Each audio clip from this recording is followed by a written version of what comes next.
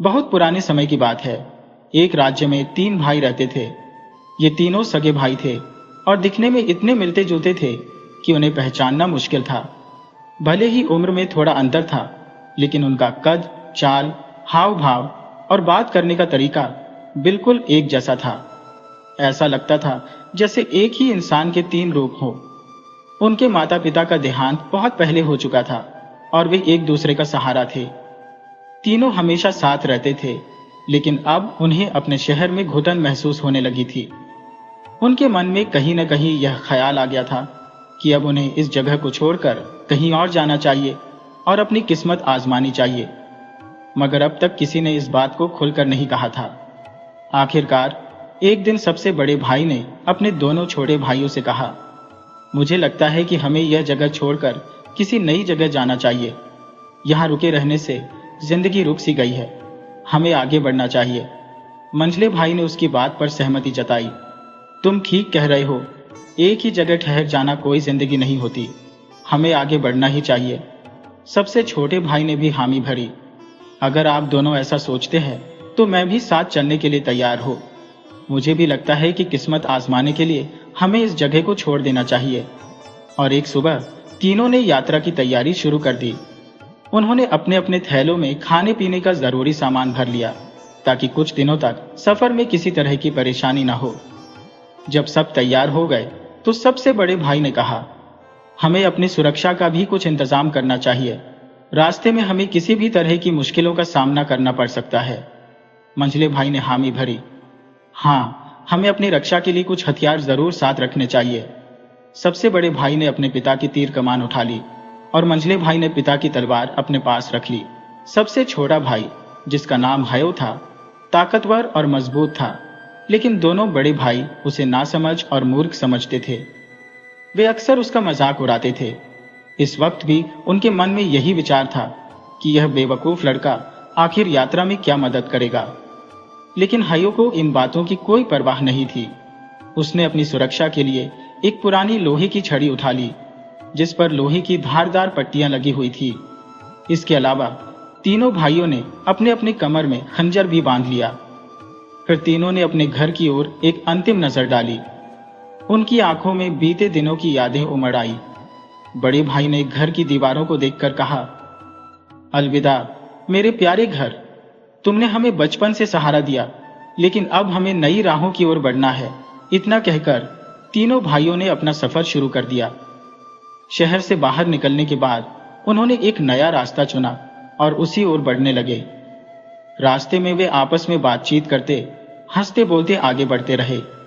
जब भी थक जाते, किसी पेड़ के नीचे बैठकर सुस्ताते, कुछ खाते पीते और फिर नए जोश के साथ आगे बढ़ जाते।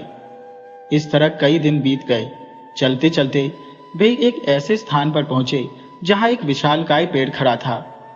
इस पेड़ से 3 रास्ते निकलते थे जो अलग अलग दिशाओं में जाते थे। वे कुछ देर वहां खड़े होकर सोचने लगे। बड़े भाई ने गंभीर स्वर में कहा, भाइयों, अब तक हम तीनों साथ सफर कर रहे थे, लेकिन अब हमें अलग अलग रास्तों पर जाना होगा। हमें अपनी अपनी मंजिल खुद तलाशनी होगी। मंझले भाई ने सहमति जताते हुए कहा, हाँ, अब हमें अपने अपने रास्ते चुनने होंगे। इसके अलावा कोई और रास्ता नहीं है। तीनों भाइयों ने अलग अलग दिशाओं की ओर देखा, लेकिन इस समय सबसे छोटे भाई के पास खाने पीने का सामान खत्म हो चुका था।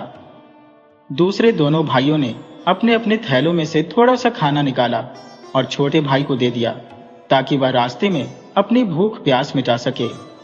इसके बाद तीनों भाई उस बड़े पेड़ के नीचे बैठ गए। कुछ देर सुस्ताए, थोड़ा खाया पिया और फिर अलग अलग सफर के लिए तैयार होने लगे। बड़े भाई ने दोनों छोटे भाइयों की ओर देखा और कहा, हम अलग तो हो रहे हैं, लेकिन हमें ऐसा कोई तरीका अपनाना चाहिए जिससे हमें एक दूसरे के हाल का पता चलता रहे। अगर हम में से कोई मुसीबत में फंस जाए तो बाकी उसकी मदद कर सके।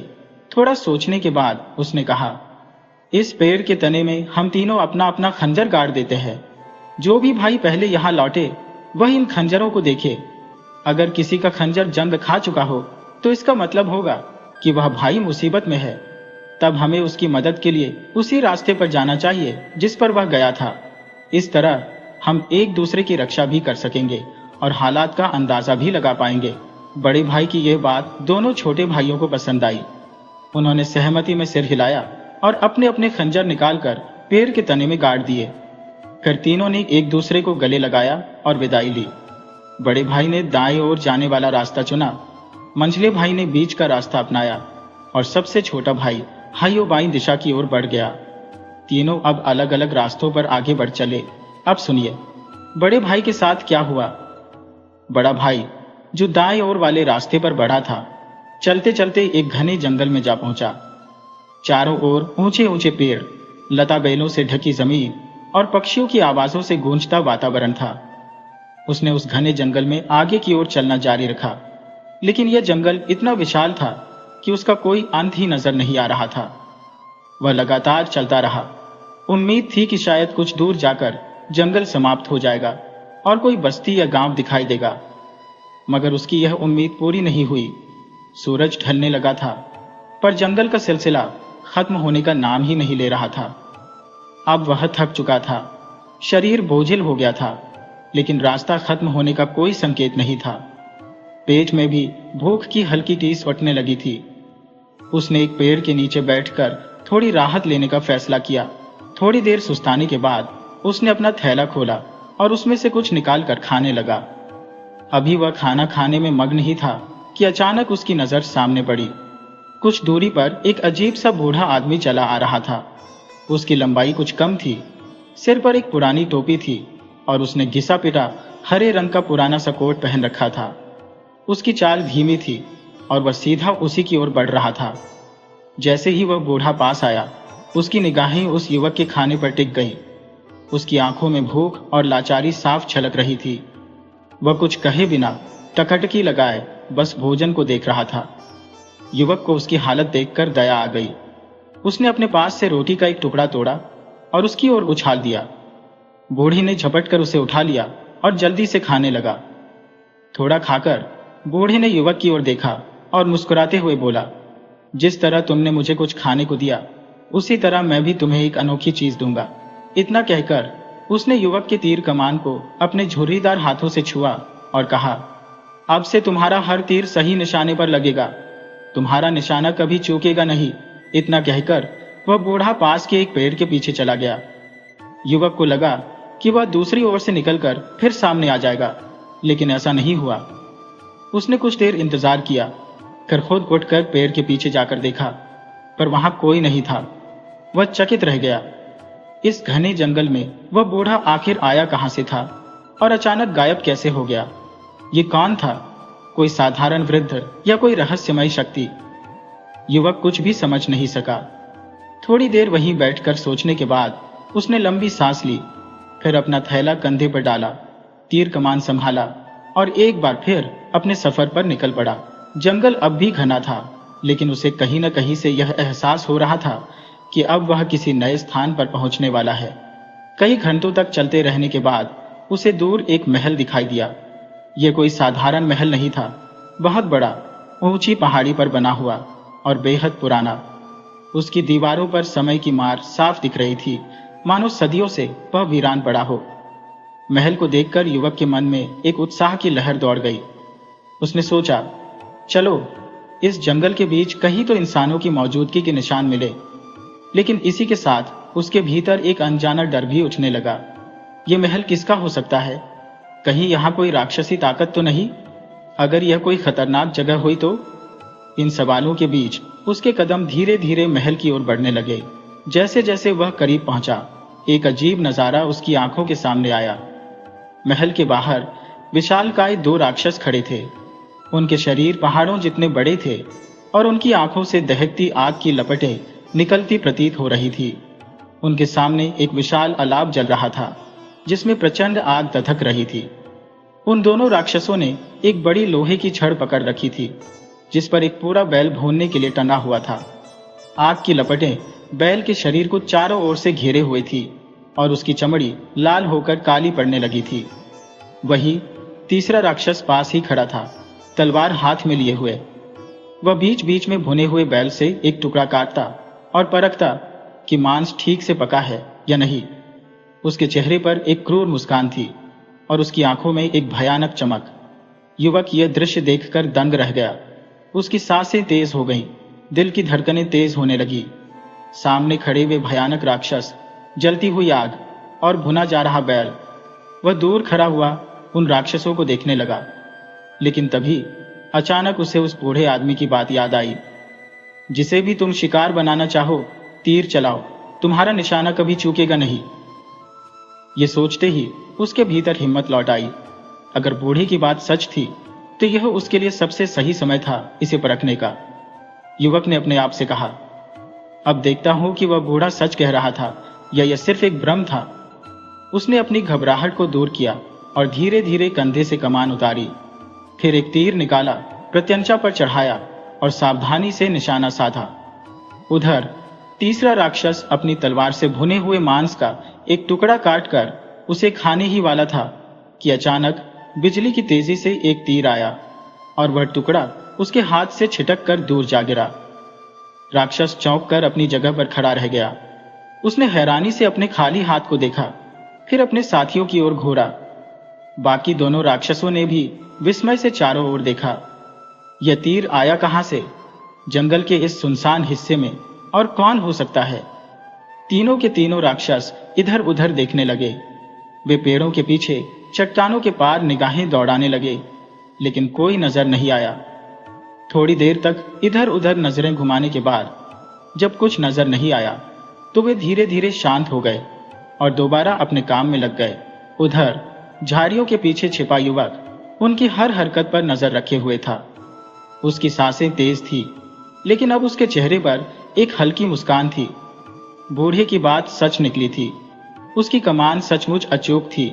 कुछ देर बाद बैल पूरी तरह भुन गया। तीनों राक्षसों ने उसे काटकर अपने अपने हिस्से अलग किए और बैठकर खाने लगे।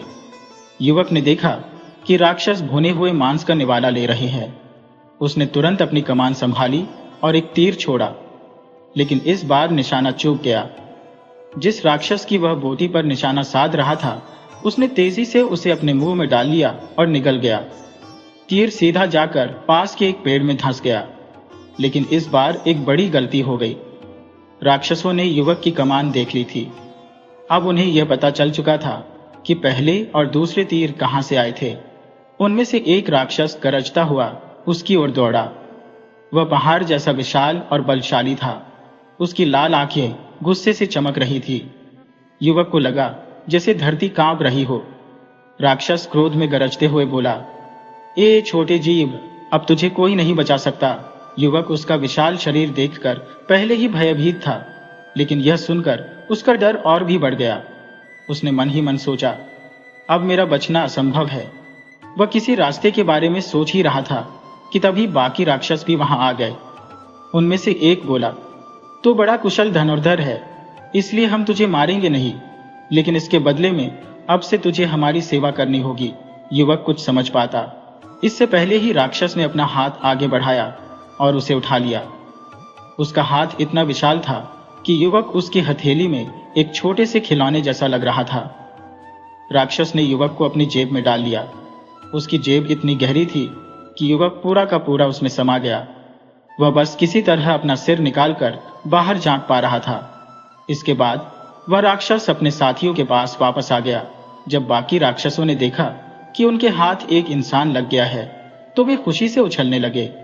एक ने उत्साह से कहा, बहुत दिनों बाद एक इंसानी शिकार मिला है। उनकी आंखों में खतरनाक चमक थी। युवक अब पूरी तरह से उनके कब्जे में था। दूसरा राक्षस गुस्से से बोला, इसने हम पर तीर चलाए हैं, इसकी सजा मौत है, इसे अभी खत्म कर देना चाहिए। दोनों राक्षस गुस्से में युवक की ओर बढ़े, लेकिन जिसने उसे पकड़ा था उसने हाथ उठाकर उन्हें रोक दिया। नहीं, इसे हम जान से नहीं मारेंगे, उसने गंभीर आवाज में कहा। बाकी दोनों चौंक गए। क्यों नहीं मारेंगे? इसने हमारी ओर तीर चलाए थे। वे दोनों आश्चर्य से अपने तीसरे साथी की ओर देखने लगे। युवक को पकड़कर लाने वाला राक्षस थोड़ा मुस्कुराया और बोला, यह बहुत कुशल तीरंदाज है, हमें इसे मारने की बजाय इससे कोई काम लेना चाहिए। यह हमारी सेवा करेगा और हम इसे अपने लिए उपयोगी बना सकते हैं। इसे मार देने से हमें कोई लाभ नहीं। उसकी यह बात सुनकर बाकी दोनों राक्षस भी सोच में पड़ गए। फिर एक ने सिर हिलाया, तुम्हारी बात में दम है, इसे मारने से अच्छा है कि इसे हमारे काम में लगाया जाए। इस तरह युवक मौत के मुंह में जाने से बच गया, लेकिन वह अभी भी खतरे से बाहर नहीं था। शाम ढलने को थी। तीनों राक्षस युवक को अपने साथ एक किले नुमा विशाल महल के पास ले गए। राक्षसों में से एक ने युवक की ओर देखा और कहा, अब तुम्हें एक काम करना होगा, लेकिन इसे बड़ी सावधानी से करना। युवक चुपचाप उनकी बातें सुन रहा था। राक्षस ने आगे कहा, जैसे ही सूरज डूबेगा, इस महल के दरवाजे से एक छोटा सा कुत्ता बाहर निकलेगा। तुम्हारा काम यह है कि जैसे ही वह भौंकने लगे, तुम उसे तीर से मार गिरा देना। राक्षसों ने युवक को चेतावनी दी, ध्यान रहे, अगर कुत्ता भौंकने से पहले तुमने उसे मार नहीं डाला तो तुम्हारी जान ले ली जाएगी। युवक यह सुनकर घबरा गया। उसके पास केवल एक ही तीर बचा था। उसने मन ही मन सोचा, अगर निशाना चूक गया तो फिर क्या होगा? दूसरा तीर तो है ही नहीं जो दोबारा चला सको। लेकिन उसे पता था कि राक्षसों से कोई सवाल करना बेकार था। अगर उसने जरा भी हिचकिचाहट दिखाई तो वे तुरंत उसकी गर्दन उतार देंगे और भूनकर खा जाएंगे। कोई और रास्ता नहीं था। उसने गहरी सांस ली और खुद से कहा, अब जो होगा देखा जाएगा। फिर उसने सहमति में सिर हिला दिया और कहा, ठीक है, मैं वैसा ही करूंगा जैसा तुम कह रहे हो। सूरज धीरे धीरे पहाड़ों के पीछे छिपने लगा। आकाश में लालिमा घुल गई थी। युवक की नजरें महल के दरवाजे पर टिक गईं। कुछ ही पलों में एक छोटा सा कुत्ता बाहर आया। युवक ने फौरन अपनी कमान कंधे से उतारी, आखिरी तीर चढ़ाया और पूरे ध्यान से निशाना साधने लगा। उसके हाथ थोड़े कांप रहे थे, लेकिन उसने खुद को संयमित रखा। अब कोई चूक नहीं होनी चाहिए। कुत्ता जैसे ही थोड़ा आगे बढ़ा, युवक ने सांस रोककर तीर छोड़ दिया। तीर बिजली की गति से कुत्ते की ओर बढ़ा और थप, तीर सीधा जाकर कुत्ते के सीने में धंस गया। एक भी आवाज नहीं निकली। कुत्ता वहीं धराशायी हो गया। युवक ने राहत की सांस ली। उसकी धड़कनें तेज थी, लेकिन उसकी अंदाजी सटीक निकली थी। उधर जैसे ही राक्षसों ने यह देखा, वे खुशी से चिल्लाने लगे, वाह, यह तो सच में कमाल का तीरंदाज है। वे तीनों युवक की ओर बढ़े, उसकी पीठ थपथपाई और गर्व से बोले, बहुत बढ़िया, तुमने हमारी परीक्षा सफलतापूर्वक पास कर ली। महल के बाहर की ऊंची दीवार में एक छोटा सा छेद था। वह तीनों राक्षस इस छेद के रास्ते महल के भीतर जाना चाहते थे, लेकिन उनके विशाल शरीर के कारण यह असंभव था। उनके लिए उस छोटे से छेद में से निकलना किसी भी हाल में मुमकिन नहीं था। इसलिए उन्होंने युवक की ओर देखा और कहा, अब तुम्हें एक और काम करना होगा, और यह पहले से भी ज्यादा कठिन होगा। युवक ने निडर होकर जवाब दिया, जैसा आप कहेंगे मैं वैसा ही करूंगा। राक्षसों में से एक ने उसे एक तेज धार वाली तलवार दी और आदेश दिया, इस छेद से महल के अंदर दाखिल हो जाओ, लेकिन ध्यान रखना, अंदर खतरनाक जंगली दरिंदे घूम रहे हैं। अगर उन्होंने तुम्हें देख लिया तो तुम बच नहीं पाओगे। युवक ने सिर हिलाते हुए कहा, आप निश्चिंत रहे, मैं पूरी सावधानी से काम करूंगा। अब राक्षस ने उसे अगली जरूरी बात समझाई। जब तुम महल के अंदर पहुंचो तो एक कमरे में तुम्हें एक सोई हुई राजकुमारी दिखेगी। युवक ने ध्यान से उसकी बात सुन रहा था। राक्षस ने आगे कहा, राजकुमारी के पैरों में सोने की सुंदर पायलें बंधी होंगी, लेकिन तुम्हें उसकी दाहिनी पायल पर ध्यान देना है, क्योंकि उसी के भीतर एक छोटी सी चाबी छुपी होगी। युवक की सांसें तेज हो गईं। राक्षस ने कड़क आवाज में चेतावनी देते हुए कहा, याद रखना, तुम्हें बेहद होशियारी से काम लेना होगा। अगर तुम जरा भी चूके या जरूरत से ज्यादा देर वहां रुके तो तुम्हारी जान नहीं बचेगी। युवक ने गहरी सांस ली, तलवार को कसकर पकड़ा, आत्मविश्वास से कहा, आप निश्चिंत रहे, मैं पूरी सावधानी से काम करूंगा। इसके बाद वह सावधानी से आगे बढ़ा और महल की दीवार में बने उस छोटे से छेद से भीतर दाखिल हो गया। अंदर घुसते ही उसने चारों तरफ नजर दौड़ाई। महल का अहाता विशाल था, लेकिन वहां एक अजीब सा सन्नाटा पसरा हुआ था। युवक ने धीरे धीरे छुपते छुपाते महल के आंगन को पार किया और फिर दबे पांव महल के भीतर दाखिल हुआ। जैसे ही वह अंदर पहुंचा, उसकी आंखें आश्चर्य से फैल गईं। महल किसी स्वर्ग से कम नहीं था। दीवारों पर सुंदर नक्काशी थी, हर कोना कलाकारी का अनोखा नमूना लग रहा था। दीवारों पर सोने और चांदी की कारीगरी की गई थी और जगह जगह अनमोल पत्थरों से जड़े झूमर लटके हुए थे। चमचमाते फर्श पर चलते हुए भी युवक को लग रहा था कि वह किसी जादुई दुनिया में आ गया है। चलते चलते वह कई कमरों और बड़े बड़े दालानों से गुजरा। इन कमरों में बेशकीमती रत्न, हीरे जवाहरात और सुनहरे जेवर रखे थे।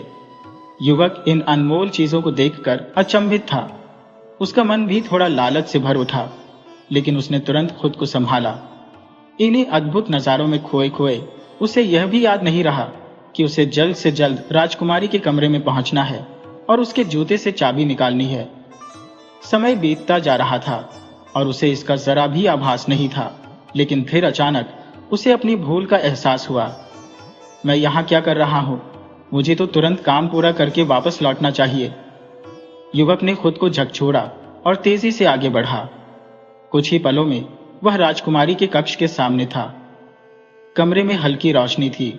बड़े बड़े पर्दों के बीच सोने की नक्काशीदार बेड पर एक सुंदर युवती गहरी नींद में थी।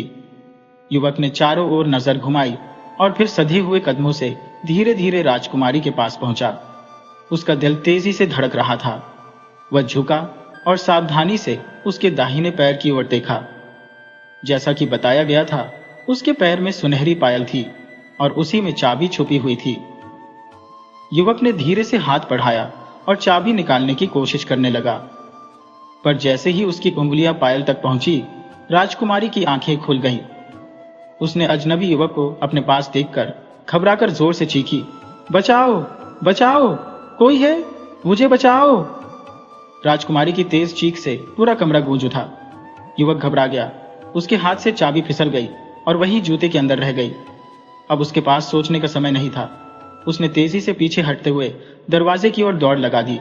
उसका दिल जोर जोर से धड़क रहा था। वह अंधेरे गलियारों में तेजी से भागा। रास्ते में कई बेशकीमती सामान पड़े थे, लेकिन इस वक्त उसके लिए सबसे अहम चीज थी बचकर निकलना। भागते भागते वह हाँफने लगा। महल की बाहरी दीवार के पास पहुंचा। यही वह जगह थी जहां छोटा सा छेद था जिससे वह अंदर आया था। बाहर तीनों राक्षस बेसब्री से उसका इंतजार कर रहे थे। युवक ने जैसे ही उन्हें देखा, हड़बड़ाते हुए कहा, मेरी मदद करो, मेरे पास यह भारी तलवार है, इसीलिए मैं जंगली जानवरों की तरह इस छोटे से छेद से बाहर नहीं निकल सकता। ये सुनकर राक्षसों ने सोचा कि अगर वे इस युवक को बाहर निकालने में मदद करें तो वे भी भीतर जा सकते हैं। युवक ने चालाकी से कहा, तुम में से एक पहले अंदर आओ, फिर हम बाकी की योजना बनाएंगे। पहला राक्षस जैसे ही छेद के अंदर घुसने लगा, दूसरे राक्षस ने बाहर से उसे धक्का दिया और युवक ने भीतर से उसे पकड़कर खींचना शुरू किया। राक्षस धीरे धीरे सुराख में समाने लगा। जैसे ही वह आधा अंदर आया, युवक ने झटपट तलवार उठाई और एक ही बार में उसका सिर धड़ से अलग कर दिया। राक्षस की विशाल देह अंदर गिर पड़ी और युवक ने उसके शरीर को एक तरफ सरका दिया। बाहर खड़े दूसरे राक्षस ने सोचा कि उसका साथी अब अंदर चला गया है। उसे जरा भी संदेह नहीं हुआ। वह भी धीरे धीरे छेद में घुसने लगा। बाहर खड़ा तीसरा राक्षस बेचैन हो रहा था। उसने जैसे ही देखा कि उसके दोनों साथी अंदर चले गए, वह भी खुद को सुराख में धकेलने लगा, लेकिन अब उसे पीछे से कोई धक्का देने वाला नहीं था। उसने पूरी ताकत लगाई और धीरे धीरे सुराख के भीतर घुसने की कोशिश करने लगा। युवक ने मौके का फायदा उठाया।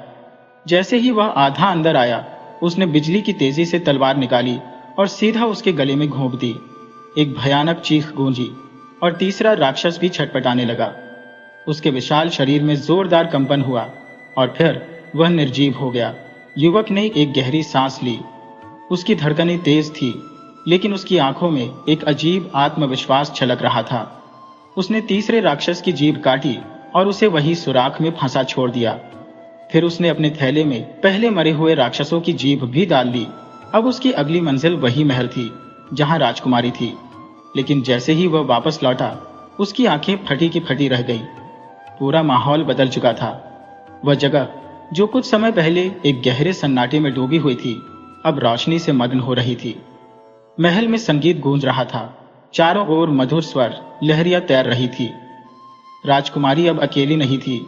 उसके आसपास कई दासियां और सेविकाएं खड़ी थी। राजकुमारी के सामने मखमली गद्दों पर अनगिनत फूल बिखरे हुए थे। वातावरण में एक मोहक सुगंध फैली हुई थी। युवक यह देखकर हैरान था। ये सब कैसे बदल गया? उसने धीरे धीरे कदम बढ़ाए और आश्चर्य से भरी आवाज में पूछा, राजकुमारी, ये सब क्या है? अचानक ये सब कैसे हो गया? राजकुमारी मुस्कुराई, लेकिन उसकी आंखों में एक रहस्य छिपा था। युवक ने विस्मय से भरी आंखों से राजकुमारी की ओर देखा और दोबारा पूछा, यह सब अचानक कैसे बदल गया? ये उत्सव कैसा है? राजकुमारी ने हल्की मुस्कान के साथ उत्तर दिया, यह सब एक रहस्य है। मेरे पिता ने इस पूरे किले और यहाँ की हर चीज पर एक जादू कर रखा है, लेकिन अब वह समय करीब आ चुका है जब यह जादू टूटने वाला है। बस कुछ ही दिनों में मैं इस बंधन से मुक्त हो जाऊंगी, और यही कारण है कि यहाँ खुशियां मनाई जा रही है। युवक अभी भी इस चमत्कारिक बदलाव को पूरी तरह समझ नहीं पा रहा था, लेकिन राजकुमारी की बातों में एक अजीब सच्चाई छुपी थी। राजकुमारी ने आगे कहा, तुम यहाँ 7 दिन तक ठहर सकते हो, उसके बाद तुम्हें लौट जाना होगा। वैसे भी अभी तुम यहाँ से बाहर नहीं जा सकते। युवक चौंक गया, क्यों? बाहर जाने का कोई रास्ता क्यों नहीं है? राजकुमारी ने गहरी सांस लेते हुए कहा, क्योंकि जिस सुराग से तुम आए थे वह अब बंद हो चुका है। वहां एक विशालकाय दैत्य फंसा हुआ है जिसे तुम चाहकर भी हटा नहीं सकते। युवक के पास अब और कोई उपाय नहीं था। उसने सोचा कि जब तक यहाँ फंसा हो तब तक इस अनोखी दुनिया को देखने और समझने की कोशिश करता हो। अगले कुछ दिन किले में आनंद और उल्लास से बीते। राजकुमारी के साथ समय बिताने के दौरान युवक को एहसास हुआ कि यह सिर्फ एक किला नहीं, बल्कि रहस्यों से भरी एक दुनिया है। 6 दिन बीत गए। 7वें दिन जब सूरज ढलने को था, तब राजकुमारी ने युवक को बुलाया और अपने हाथों से उसे एक अंगूठी पहनाई। उसने मुस्कुराकर कहा, आज से तुम मेरे जीवन साथी हो। अब से तुम इस किले के राजा हो। युवक यह सुनकर आश्चर्यचकित था, लेकिन साथ ही वह एक अजीब खुशी भी महसूस कर रहा था। उसने अपना जीवन तो एक साधारण युवक की तरह जिया था, लेकिन अब वह राजकुमारी का पति बनने जा रहा था। उस रात वह राजकुमारी के साथ उसके कक्ष में रहा, लेकिन सुबह कुछ ऐसा हुआ जिसकी उसने कल्पना भी नहीं की थी। जैसे ही उसकी आंख खुली, उसने चारों ओर देखा और सन्न रह गया। पूरा किला, राजकुमारी, दासियां, संगीत, उत्सव, सब कुछ गायब हो चुका था। युवक स्तब्ध रह गया। ये क्या हुआ? उसने चारों ओर देखा, लेकिन वहां अब सिर्फ वीरानी थी, कहीं कोई नहीं था। युवक चारों ओर नजर दौड़ाने लगा। उसके आसपास न तो कोई महल था, न कोई किला, न राजकुमारी और न ही उसकी सेविकाएं। बस वीरान जमीन, घना सन्नाटा और 3 निर्जीव पड़े दैत्य। ये क्या हो गया? उसने खुद से बुदबुदाते हुए अपने माथे पर हाथ फेरा। अभी कुछ समय पहले तक मैं एक भव्य किले में था, जहां संगीत गूंज रहा था, उत्सव मनाए जा रहे थे, और अब वहां सिर्फ खामोशी है। युवक स्तब्ध था। वह समझ ही नहीं पा रहा था कि यह सपना था या हकीकत। कुछ देर तक वह जड़वत खड़ा रहा। उसकी आंखें एक तक चारों ओर देख रही थी। वह इस रहस्य को समझने की कोशिश कर रहा था, लेकिन कोई उत्तर नहीं मिल रहा था। आखिरकार उसने गहरी सांस ली और धीरे धीरे आगे बढ़ने लगा। भूख, थकान और जंगल की अनजान राह। सामने घना जंगल फैला हुआ था। वह बेबस कदमों से उसी ओर बढ़ चला। अब उसे एहसास हो रहा था कि उसका शरीर कमजोर पड़ने लगा है। उसे तेज भूख लगी थी, लेकिन खाने के लिए कुछ भी नहीं था। न तो कोई फलदार पेड़ दिख रहा था, न ही उसके पास कोई तीर कमान था जिससे वह शिकार कर सके। वह बस चलता रहा और सोचता रहा, आखिर यह सब क्या था? क्या वह किसी भ्रम में था? क्या सच में राजकुमारी ने उसे अपना जीवन साथी चुना था, या यह कोई छलावा था? यही सवाल उसके मन में घूमते रहे, और वह तब तक चलता रहा जब तक उसके कदम जवाब नहीं देने लगे। अंततः वह एक पेड़ के नीचे बैठ गया।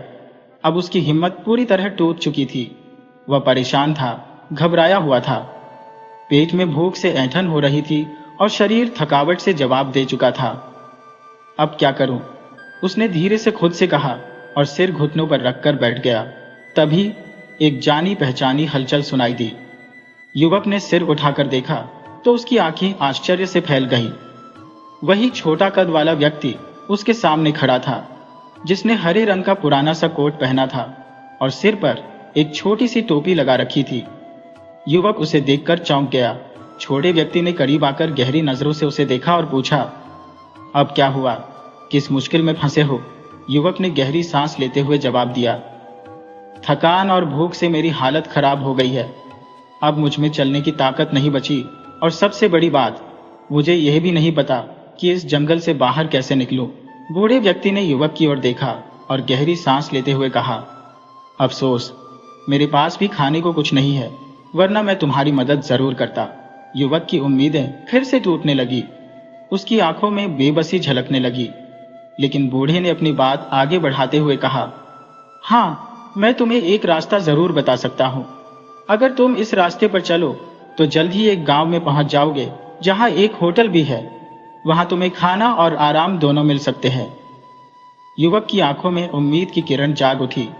उसने उत्सुकता से कहा, कृपया मुझे वह रास्ता दिखाइए, मैं यह उपकार कभी नहीं भूलूंगा। जैसे ही बूढ़ी ने गांव और होटल का जिक्र किया, युवक के भीतर एक नई ऊर्जा दौड़ गई। भूख और थकान के बावजूद उसे लगा जैसे उसके शरीर में फिर से जान आ गई हो।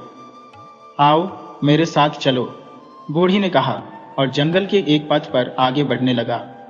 युवक बिना समय गंवाए उसके पीछे पीछे चल पड़ा। कुछ ही देर बाद वे दोनों जंगल के घने पेड़ों और ऊंची झाड़ियों को पार कर गए। जैसे ही जंगल समाप्त हुआ, युवक की आंखों के सामने एक खूबसूरत गांव नजर आया।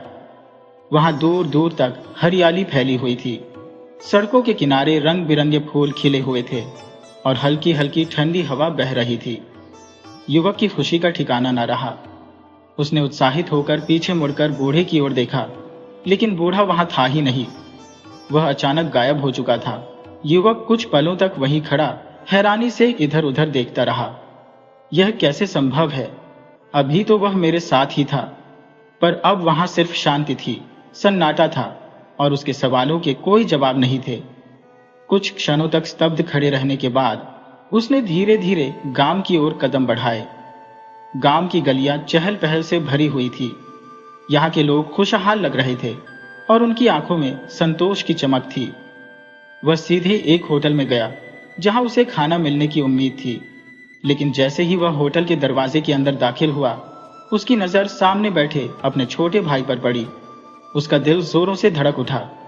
भाई? छोटा भाई भी चौंक कर उसकी ओर देखता ही रह गया। फिर अगले ही पल दोनों एक दूसरे की ओर लपके और गले मिल गए। तुम यहां कैसे पहुंचे? युवक ने आश्चर्य से पूछा। छोटे भाई ने हंसते हुए जवाब दिया, मैं यहां कल ही आया था और कल राजा के महल में एक बहुत बड़ा आयोजन होने वाला है, इसलिए मैंने सोचा क्यों न यहीं कुछ समय ठहरूं। इसके बाद उसने अपनी कहानी सुनाते हुए कहा, जब हम दोनों अलग हुए थे तब मैंने बीच का रास्ता चुना था। छोटे भाई ने अपनी बात आगे बढ़ाते हुए कहा, मैं सफर करता हुआ एक घने जंगल में जा पहुंचा। यह जंगल ऐसा था जैसे इसका कोई अंत ही ना हो। मैं चलता रहा जब तक कि मेरी टांगों ने जवाब नहीं दे दिया। थकान से चूर होकर एक जगह बैठकर आराम करना शुरू किया। कुछ देर बाद जब भूख ने बेचैन कर दिया तो उसने अपनी पोटली से रोटी निकाली और खाने लगा। उसी समय एक छोटे कद का आदमी आकर खड़ा हो गया। उसकी आंखें सीधी खाने पर टिकी हुई थी। युवक ने तुरंत समझ लिया कि वह भूखा है, शायद इसे भी भोजन की जरूरत है। यह सोचकर उसने अपनी रोटी का एक टुकड़ा उसकी ओर बढ़ा दिया। छोटे कद के आदमी ने खुशी से रोटी ली, उसे खाया और फिर मुस्कुराकर बोला, तुमने मुझ पर दया की, इसलिए मैं तुम्हें एक आशीर्वाद देता हूं। तुम्हारी तलवार अब कभी भी किसी से पराजित नहीं होगी। यह हर युद्ध में अजेय रहेगी। युवक यह सुनकर चौंक गया, लेकिन इससे पहले कि वह कुछ कह पाता, वह रहस्यमय आदमी अचानक गायब हो गया। युवक ने इधर उधर देखा, पर वह कहीं नजर नहीं आया। यह सोचकर कि यह कोई दैवीय घटना रही होगी, उसने अपना सफर दोबारा शुरू कर दिया और अंततः इस आबादी में पहुंच गया जहां अब हम दोनों बैठे हैं। यह कहकर वह कुछ देर चुप रहा, फिर गहरी सांस लेते हुए बोला, जब मैं यहां पहुंचा तो मैंने देखा कि हर कोई दुख और भय में डूबा हुआ था। ऐसा लग रहा था जैसे इस बस्ती में कोई बहुत बड़ी विपत्ति आई हो। फिर वह आगे कहने लगा, तब मुझे पता चला कि इस गांव पर एक भयानक मुसीबत आ चुकी थी। एक 7 सिरों वाला विशाल अजगर और 3 डरावने दैत्य इस बस्ती में आतंक मचाने आए थे। जो भी उनके रास्ते में आता वे उसे निगल जाते, यहां तक कि वे अपने साथ मवेशी भी हाँक कर ले जाते।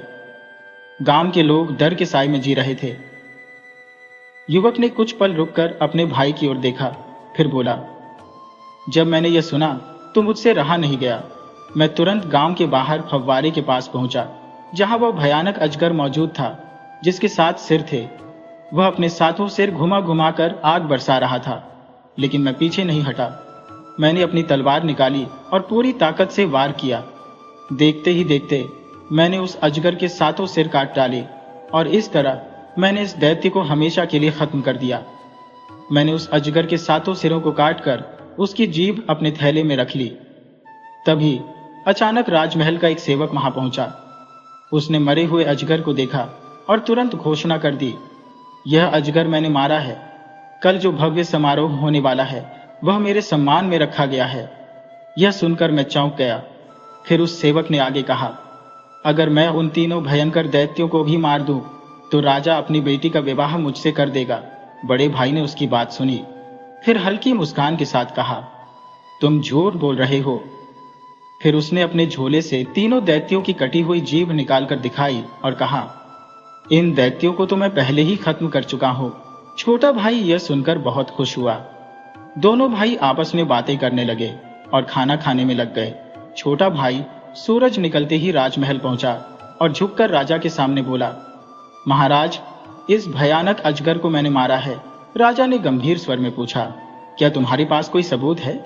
इस पर युवक ने अपने थैले से अजगर की 7 कटी हुई जीभ निकालकर राजा के सामने रख दी और कहा, यह रहा मेरा प्रमाण। मैंने इसके सिर काटने के बाद इसकी जीभ अलग कर ली थी। इसके बाद उसने राजा को बताया।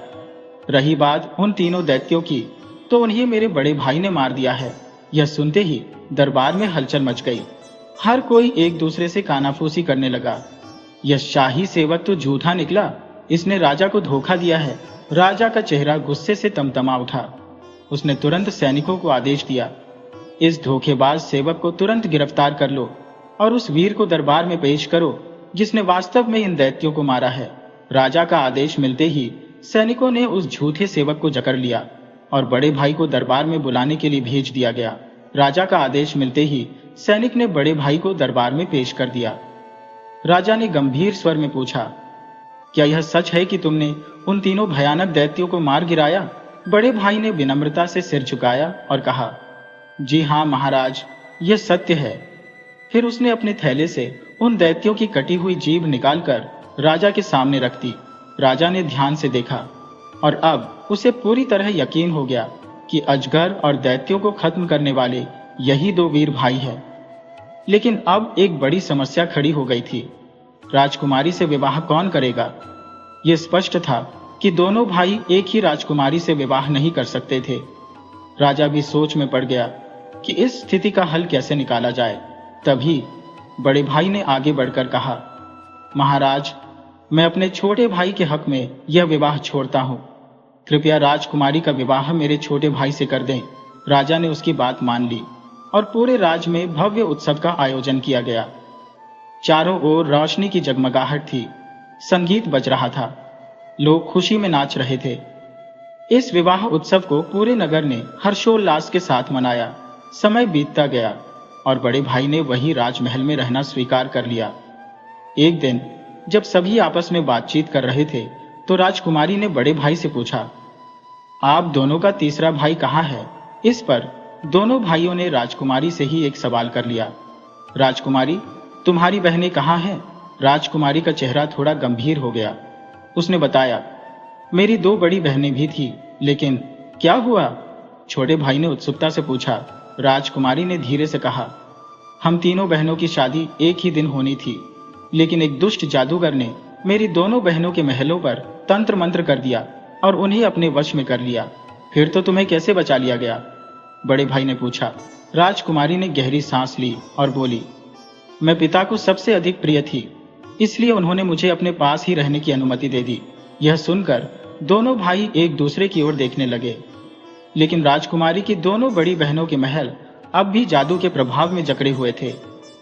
एक भविष्यवाणी थी कि एक दिन कोई वीर पुरुष आएगा, जादू का असर खत्म करेगा और उनमें से एक राजकुमारी से विवाह करेगा।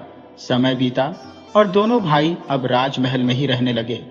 एक सुबह दोनों भाइयों ने राजकुमारी से कहा, हम शिकार के लिए जंगल जाना चाहते हैं, हमें अनुमति दें। राजकुमारी यह सुनकर चिंतित हो गई। उसने गंभीर स्वर में कहा, इस जंगल में जाना बहुत ही खतरनाक है। बहुत से लोग गए लेकिन कोई भी वापस नहीं आया। यह जंगल जादू से ग्रस्त है। छोटे भाई ने मुस्कुराते हुए कहा, तुम निश्चिंत रहो, हमें कुछ नहीं होगा। दोनों भाइयों ने जाने की जिद की और आखिरकार राजकुमारी को अनुमति देनी पड़ी। दोनों भाई जंगल की ओर निकल पड़े। घने वृक्षों से ढके उस जंगल में सूरज की रोशनी भी मुश्किल से पहुंचती थी। वे इधर उधर शिकार की तलाश में भटकने लगे और धीरे धीरे जंगल के बहुत अंदर चले गए। काफी समय बीत गया और फिर अचानक उन्हें एहसास हुआ कि वे भटक चुके हैं। उन्होंने बहुत कोशिश की लेकिन कोई भी मार्ग सही नहीं लग रहा था। अब दिन ढलने लगा था, आसमान पर अंधकार छाने लगा था, ठंडी हवा चलने लगी और जंगल की भयावहता बढ़ती ही जा रही थी। रास्ता ढूंढते ढूंढते वे थक गए और एक जगह ठहर गए। बड़ा भाई निराशा से बोला, काश मेरे पास मेरा तीर कमान होता, कम से कम अपना बचाव तो कर सकता। छोटे भाई ने गहरी सांस लेते हुए कहा, काश मेरी तलवार होती। वे दोनों अफसोस में डूबे हुए थे और चारों ओर रात का घना अंधेरा फैलता जा रहा था। यह जंगल केवल अंधेरे से नहीं, भयावह जीवों और खूंखार दरिंदों से भी भरा था। हर तरफ सन्नाटा पसरा था, लेकिन कहीं कहीं दूर से भेड़ियों की डरावनी आवाजें सुनाई देने लगी। सर्दी बढ़ती जा रही थी और दोनों भाई झाड़ियों और पेड़ों के बीच भटकते भटकते थक चुके थे। लेकिन अब उनके सामने एक संकट आने वाला था। दोनों भाइयों को जंगल में चलते चलते काफी समय हो चुका था। थकान और ठंड उन्हें धीरे धीरे घेर रही थी। तभी उनकी नजर एक विशालकाय पेड़ पर पड़ी। पेड़ का तना काफी बड़ा और अंदर से खोखला था, मानो किसी ने उसे आश्रय लेने के लिए ही बनाया हो। बड़े भाई ने कहा, यहां रात बिताने के लिए इससे अच्छी जगह नहीं मिल सकती।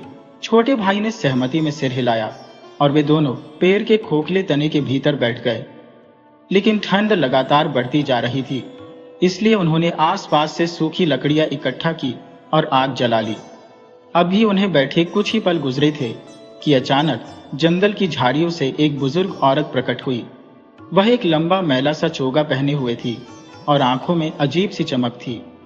वह धीरे धीरे उनके पास आई और कराहते हुए बोली, बेटा बहुत ठंड है, अगर तुम इजाजत दो तो मैं भी आग के पास बैठकर अपने हाथ पैर सेक लूं। दोनों भाइयों ने एक दूसरे की ओर देखा और फिर सहज भाव से बोले, हाँ अम्मा, बैठ जाओ, सर्दी से बचने के लिए आग सेक लो।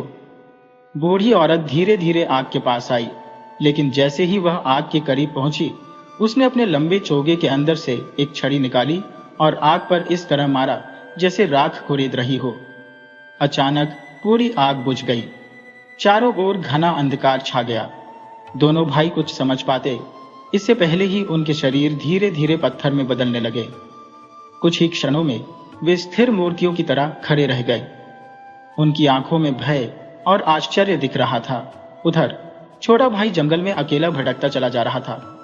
रास्ते का कोई ठिकाना नहीं, बस एक न खत्म होने वाला भयावह जंगल।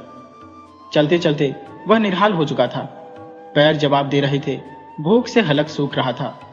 आखिरकार वह एक बड़े पत्थर के पास बैठ गया और थैले में बचे हुए थोड़े से खाने को निकालकर खाने लगा।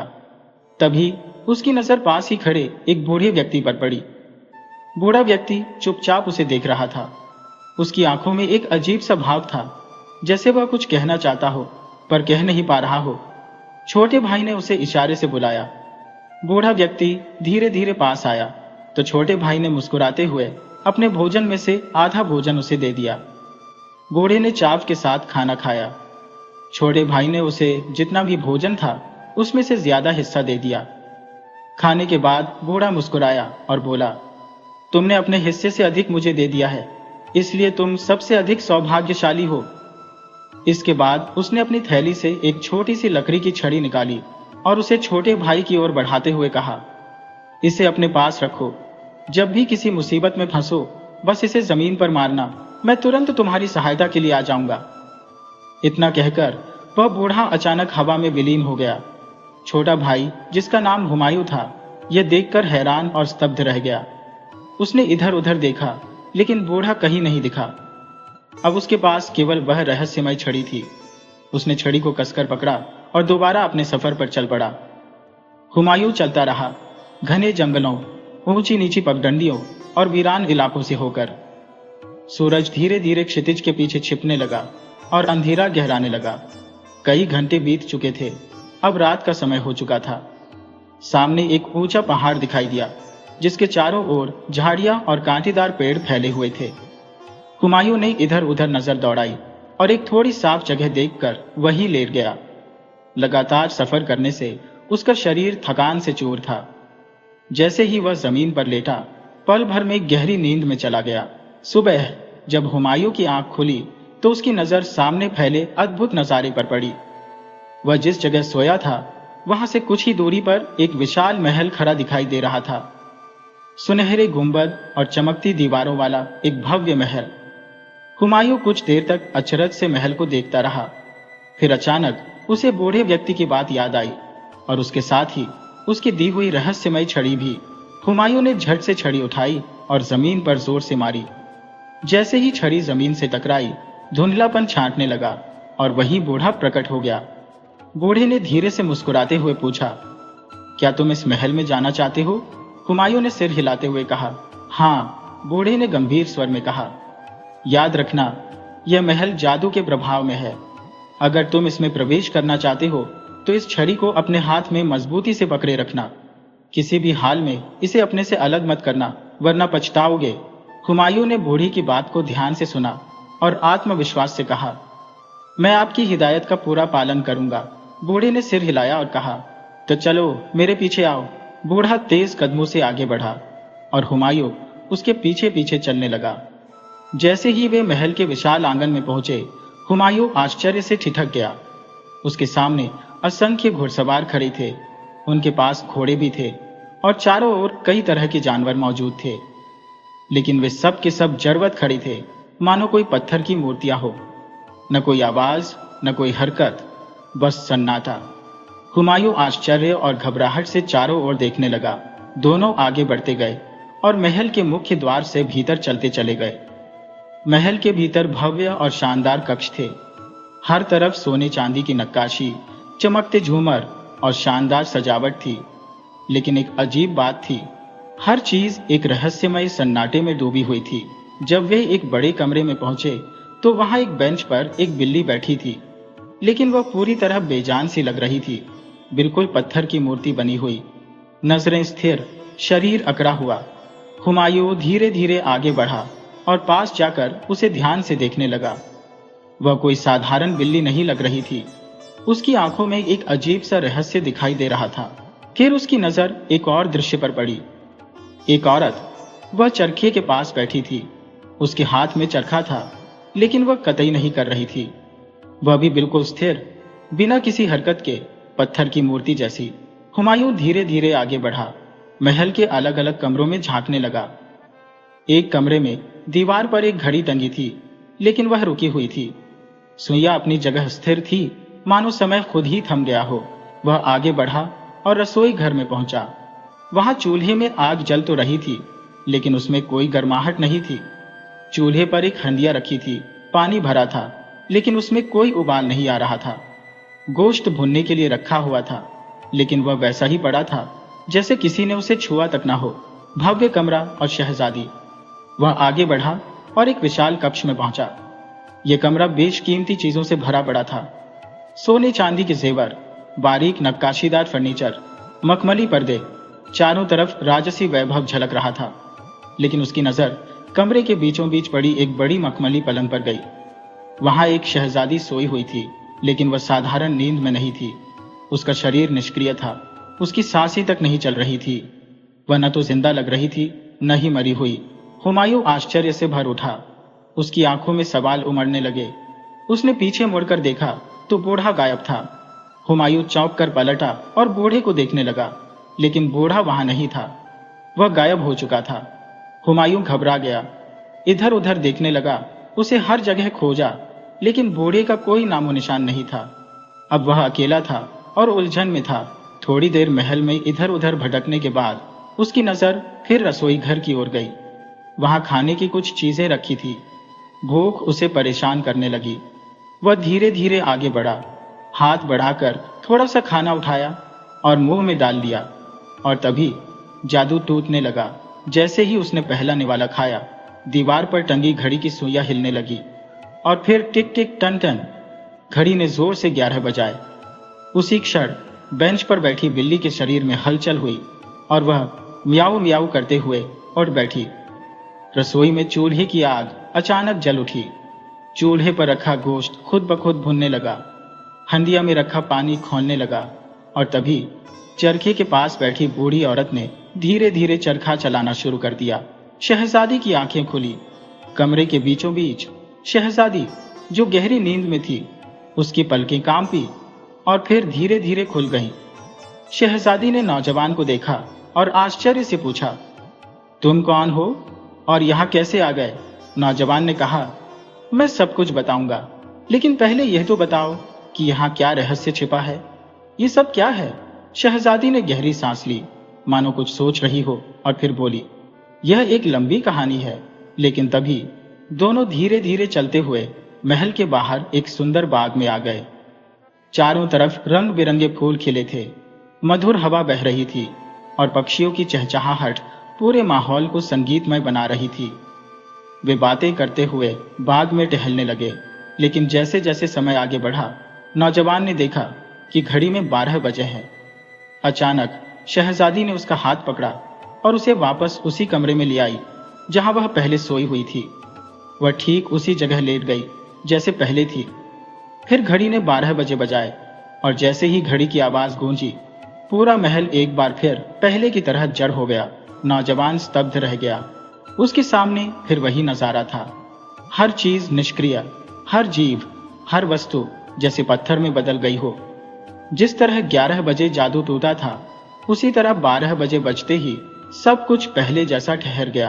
कुछ देर तक वह अवाक खड़ा रहा, फिर बाहर निकलने की कोशिश करने लगा, लेकिन महल से बाहर जाने का कोई रास्ता नहीं मिला। कोई दरवाजा, कोई खिड़की, कुछ भी नहीं। अब उसके पास इंतजार करने के सिवा कोई चारा नहीं था। उसे अगले दिन फिर से 11 बजे बजने की प्रतीक्षा करनी थी, ताकि शहजादी फिर से जाग सके और वह उससे इस रहस्य के बारे में पूछ सके। हारकर वह एक कोने में बैठ गया।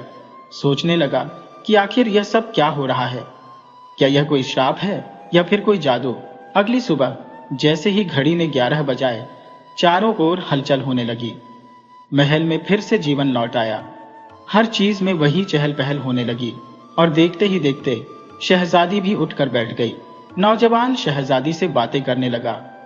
दोनों धीरे धीरे चलते हुए बाग की सैर करने लगे। चारों ओर हरियाली थी, रंग बिरंगे फूलों से खुशबू फैल रही थी, और हल्की हल्की ठंडी हवा माहौल को और भी सजीव बना रही थी। चलते चलते नौजवान ने कहा, मैं इस जगह से बाहर निकलना चाहता हूँ, लेकिन मुझे कोई रास्ता नहीं दिखाई दे रहा। शहजादी ने गहरी सांस लेते हुए जवाब दिया, तुम चाहकर भी यहाँ से नहीं जा सकते, क्योंकि यह महल जादू के प्रभाव में है। जब तक यह जादू टूटा नहीं, यहाँ से निकलना नामुमकिन है। यह सुनकर नौजवान सोच में पड़ गया, लेकिन वह कुछ कह पाता इससे पहले घड़ी ने 12 बजाने का संकेत दिया। घड़ी की आवाज के साथ ही पूरा महल फिर से बेजान हो गया। हवा थम गई, पक्षियों की चहचहाहट रुक गई, और शहजादी वैसे ही निर्जीव हो गई जैसे कभी जागी ही ना हो। नौजवान की आंखों के सामने हर चीज फिर से ठहर गई। समय जैसे वही रुक गया था। इस तरह पूरा 1 साल बीत गया। हर दिन 11 बजे के आसपास महल में हलचल होती, हर चीज फिर से जीवंत हो जाती और शहजादी जाग उठती। नौजवान रोज उसके साथ बाग में टहलता, बातें करता, लेकिन ठीक 12 बजे बजते ही सब कुछ फिर से पत्थर की तरह ठहर जाता। यह चक्र लगातार चलता रहा, लेकिन एक दिन बाग में टहलते हुए नौजवान को अचानक उस जादुई छड़ी की याद आई जो उसे बूढ़े आदमी ने दी थी। उसकी नजरें अपने पास रखी उस छड़ी पर पड़ी, और जैसे ही उसने छड़ी को पास की झाड़ी पर मारा, झाड़ी के भीतर से वही बूढ़ा आदमी प्रकट हो गया। बूढ़ी ने आंखें घुमाई और मुस्कुराते हुए पूछा, बोलो, क्या चाहिए? नौजवान ने तुरंत जवाब दिया, मैं इस महल से बाहर निकलना चाहता हूं, लेकिन मुझे कोई रास्ता नहीं मिल रहा। बूढ़ी ने गंभीर स्वर में कहा, यह आसान नहीं है। मैंने पहले ही तुम्हें चेतावनी दी थी कि यह महल जादू से बंधा हुआ है। लेकिन फिर भी मैं तुम्हारी मदद कर सकता हूं। यह कहकर बूढ़ा कुछ पल के लिए चुप हो गया, मानो किसी गहरी सोच में हो। फिर उसने रहस्यमय आवाज में कहा, तुम्हारे दोनों बड़े भाई भी जादू के प्रभाव में है, और आज तुम्हारे सबसे छोटे भाई के घर एक पुत्र का जन्म हुआ है। इतना कहकर वह एक पल के लिए ठहर गया, फिर गंभीर स्वर में बोला, अब मेरे पीछे पीछे आओ। नौजवान चुपचाप बूढ़े के पीछे पीछे चलने लगा। बूढ़ा उसे एक सुनसान और भयावह रास्ते की ओर ले जा रहा था, जहां जंगली जानवरों का बसेरा था। घना जंगल, अजीब अजीब आवाजें और दूर से झाड़ियों के पीछे चमकती आंखें। यह सब देखकर नौजवान के दिल की धड़कन तेज हो गई। जैसे ही वे जंगली जानवरों के करीब पहुंचे, बूढ़े ने अपनी छड़ी जमीन पर टकराई और एक अदृश्य शक्ति ने उन जानवरों को पीछे हटने पर मजबूर कर दिया। अब रास्ता साफ था और वे आगे बढ़ने लगे। कुछ दूर जाने के बाद उनके सामने जलती हुई आग की लपटें उठ रही थी, मानो कोई अदृश्य शक्ति उन्हें रोकना चाहती हो। लेकिन बूढ़े ने एक बार फिर अपनी छड़ी से आग को छुआ और देखते ही देखते लपटें दो भागों में बंट गईं, जिससे उनके लिए रास्ता खुल गया। नौजवान विस्मय से यह सब देख रहा था, लेकिन उसके मन में अब भी अनगिनत सवाल उमड़ रहे थे। आखिरकार वे एक ऐसे स्थान पर पहुंचे जहां एक विशालकाय सांप कुंडली मारकर बैठा था। उसकी आंखों में अजीब सी चमक थी और उसके खुले मुंह में एक हरा पत्ता दबा हुआ था। उस पत्ते पर एक सुनहरी चाबी रखी थी, जो हल्की रोशनी बिखेर रही थी। बूढ़े ने नौजवान की ओर देखा और कहा, आगे बढ़ो और उस चाबी को ले आओ। नौजवान का दिल जोर जोर से धड़कने लगा। उसने सांप की डरावनी आंखों में देखा, जो सीधी उसी की ओर टिकी हुई थी। वह घबराया, उसके कदम पीछे हटने लगे। यह देख बूढ़ा गंभीर स्वर में बोला, डरो मत, यह सांप तुम्हें कोई नुकसान नहीं पहुंचाएगा। बिना किसी भय के आगे बढ़ो। बूढ़ी की बात सुनकर नौजवान ने गहरी सांस ली और हिम्मत जुटाकर धीरे धीरे सांप के पास पहुंचा। कांपते हाथों से उसने सांप के मुंह में दबे पत्ते से चाबी उठा ली और तेजी से बूढ़े के पास लौट आया। बूढ़े ने संतोष भरी नजर से उसकी ओर देखा, फिर बिना कुछ कहे आगे बढ़ गया।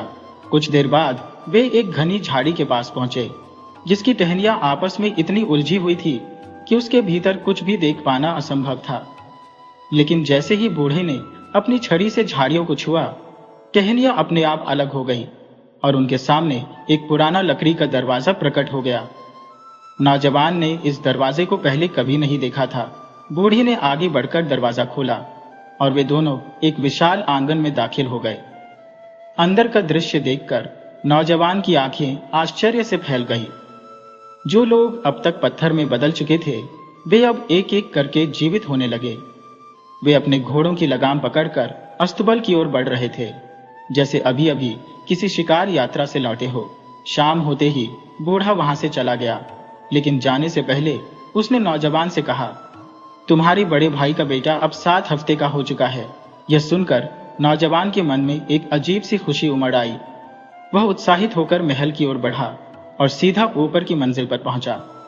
वहां जाकर उसने देखा कि एक महिला, जो पहले चरखा काता करती थी, अब एक नन्ही शिशु को झोले में सुलाने की कोशिश कर रही थी। माहौल में एक नई ऊर्जा थी और ऐसा लग रहा था जैसे महल फिर से जीवंत हो गया हो। सोने के कक्ष के बाहर ही उसे शहजादी मिल गई। वह पहले जैसी नहीं लग रही थी। अब उसकी आंखों में चमक थी और चेहरे पर संतोष की झलक। वह और बाकी सभी लोग जादू के प्रभाव से मुक्त हो चुके थे। रात होते होते जब सभी महल के बड़े कक्ष में बैठे बातचीत कर रहे थे, नौजवान के मन में एक सवाल उठा। उसने शहजादी से पूछा, तुम्हारी दूसरी दोनों बहनें कहाँ हैं? यह सुनते ही शहजादी के चेहरे पर उदासी छा गई। उसने धीमी आवाज में कहा, मुझे नहीं पता, मैंने उन्हें बहुत पहले खो दिया था। फिर वह थोड़ी देर चुप रही और उसी उदासी में उसने नौजवान से पूछा, तुम्हारे दोनों भाई कहाँ हैं? नौजवान ने जो कुछ भी अपने भाइयों के बारे में जाना था वही उसे बताया। रात का खाना खाते समय महल के बाहर अचानक किसी के आने की आहट सुनाई दी। जब दरवाजा खोला गया तो 2 अजनबी खड़े थे। उन्होंने विनम्रता से रात बिताने की अनुमति मांगी। नौजवान ध्यान से उनकी ओर देखने लगा और फिर जैसे ही उसने उनकी आंखों में देखा, उसके दिल की धड़कन तेज हो गई। ये दोनों अजनबी कोई और नहीं बल्कि उसके अपने ही खोए हुए भाई थे। वे भी उन पत्थर बने लोगों के साथ महल के नीचे कैद थे और अब जादू टूटने के बाद मुक्त हो चुके थे। उन्होंने दूर से महल में जलती हुई रोशनी देखी थी और रात्रि विश्राम के लिए यहाँ चले आए थे, ये जाने बिना कि यह महल ही उनका अपना ठिकाना बन जाएगा। जब तीनों भाइयों की नजरें आपस में मिली तो उनकी आंखों में भावनाओं का सैलाब उमड़ पड़ा। वर्षों बाद वे फिर से एक साथ खड़े थे। शहजादी भी यह देखकर बेहद प्रसन्न हुई। उसने पूरे उत्साह से उनका स्वागत किया, उन्हें आराम से बैठाया और उनकी खूब खातिरदारी की। भाई एक दूसरे को देखकर भाव विभोर थे, मानो सालों की दूरी एक ही पल में मिट गई हो। शहजादी ने उनके लिए महल में एक सुंदर कक्ष तैयार कराया और वे सब वर्षों बाद चैन की नींद सोए, बिना किसी भय और चिंता के। यह पहली रात थी जब इस महल में सच्चे सुख और शांति की अनुभूति हुई थी।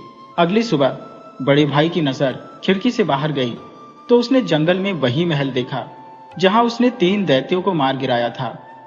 उसे देखकर पुरानी यादें ताजा हो गईं।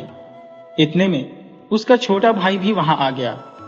उसने भी दूर तक नजर दौड़ाई तो उसे वह बस्ती दिखाई दी जहां उसका घर था, जहां उसकी पत्नी और बच्चे उसका इंतजार कर रहे थे। यह देखते ही दोनों भाइयों के दिल में घर लौटने की बेचैनी जाग उठी। वे तुरंत अपने छोटे भाई और शहजादी के पास गए और उनसे विदा लेने लगे। शहजादी ने मुस्कुराते हुए उन्हें आशीर्वाद दिया और उनका छोटा भाई भी उन्हें गले लगाकर विदा करने के लिए आगे आया।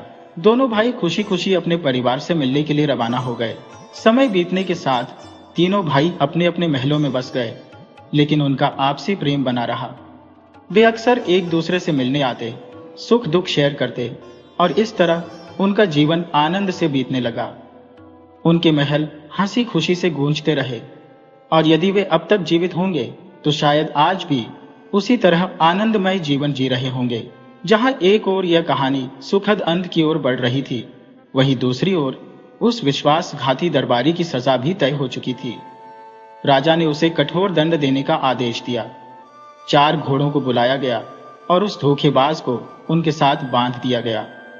जैसे ही घोड़े दौड़े, उसका शरीर 4 अलग अलग दिशाओं में खींच गया। उसके शरीर के टुकड़ों को नगर के 4 प्रमुख राहों पर टांग दिया गया, ताकि पूरे राज्य को यह सीख मिले कि झूठ और विश्वासघात की सजा कितनी भयानक हो सकती है।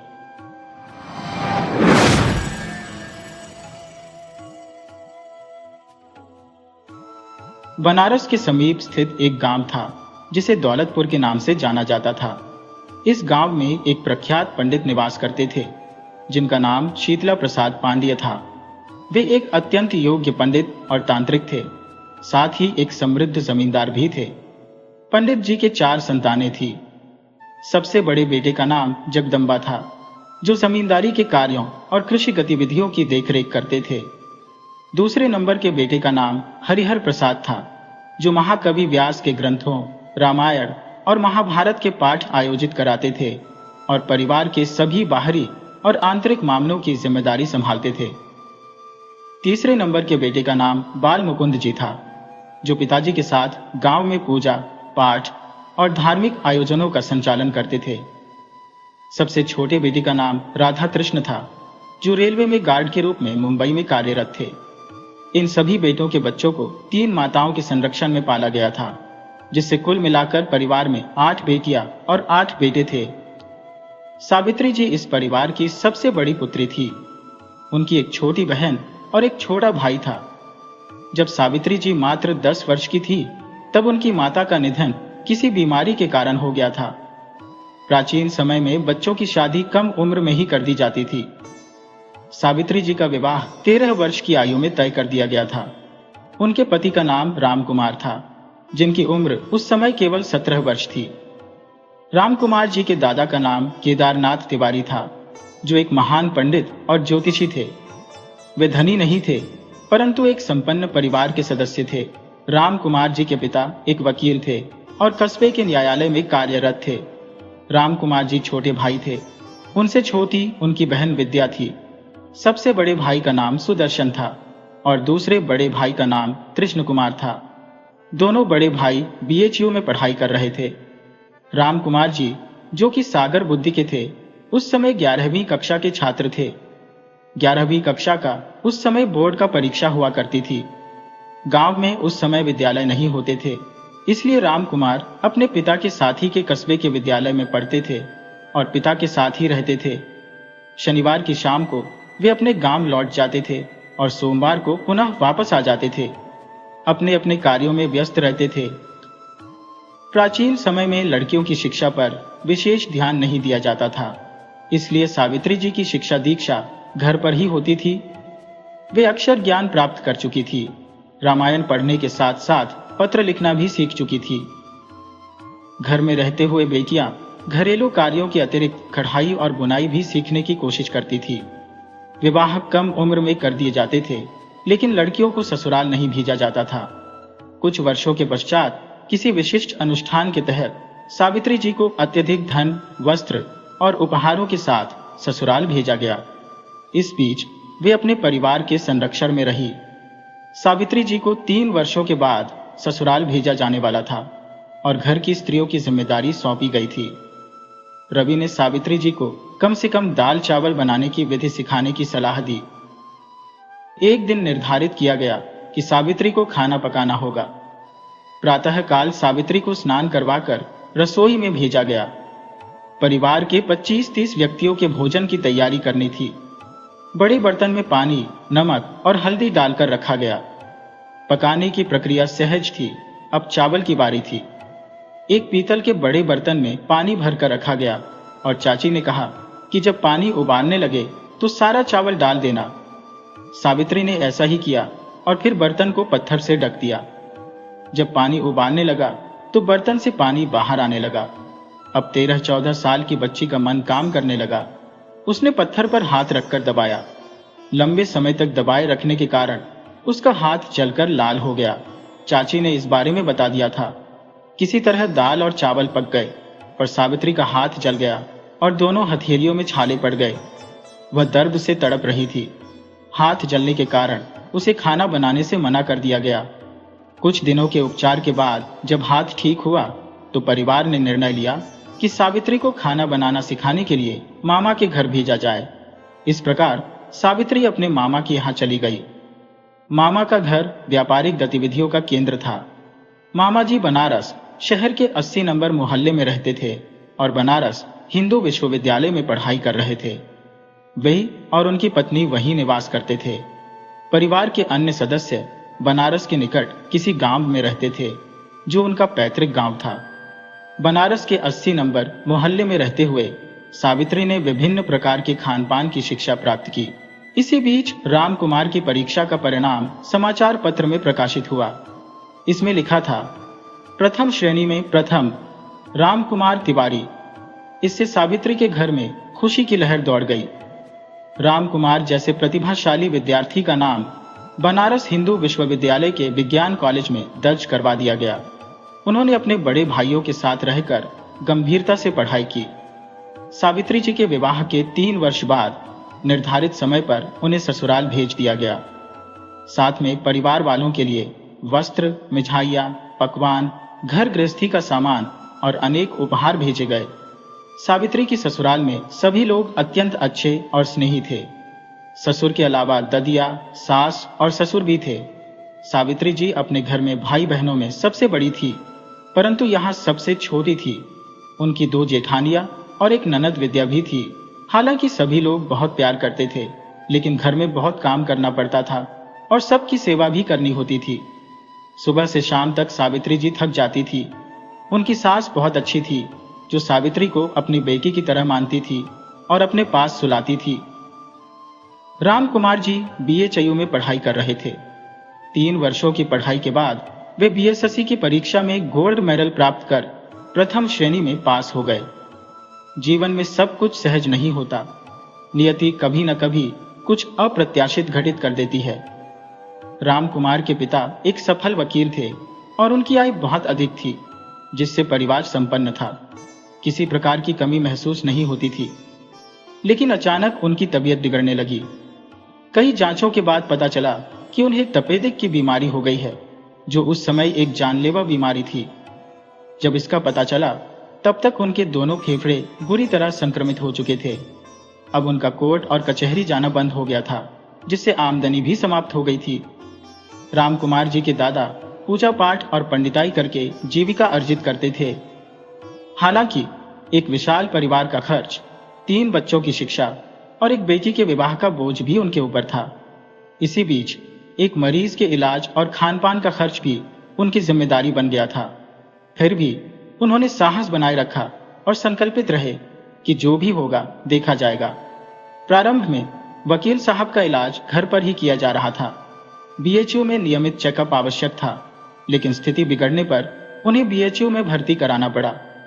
वकील साहब के सभी पुत्र और माता पिता उनकी सेवा में लगे रहे, परंतु नियति के आगे किसी की नहीं चली।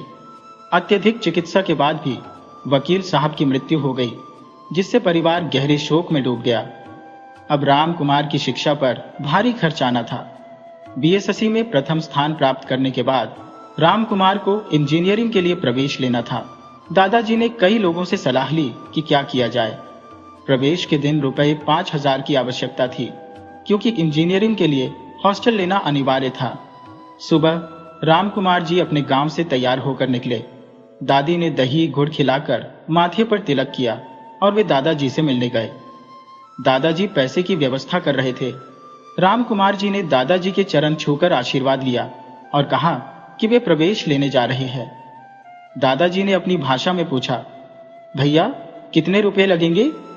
राम कुमार जी ने कहा, रुपए 5,000 की जरूरत है, जिससे दादाजी चिंतित हो गए और पैसे की थैली आंगन में फेंक दी। थैली के खुलने पर चांदी बिखर गई। ये देखकर राम कुमार जी की आंखें भर आई और वे कमरे में लौट आए।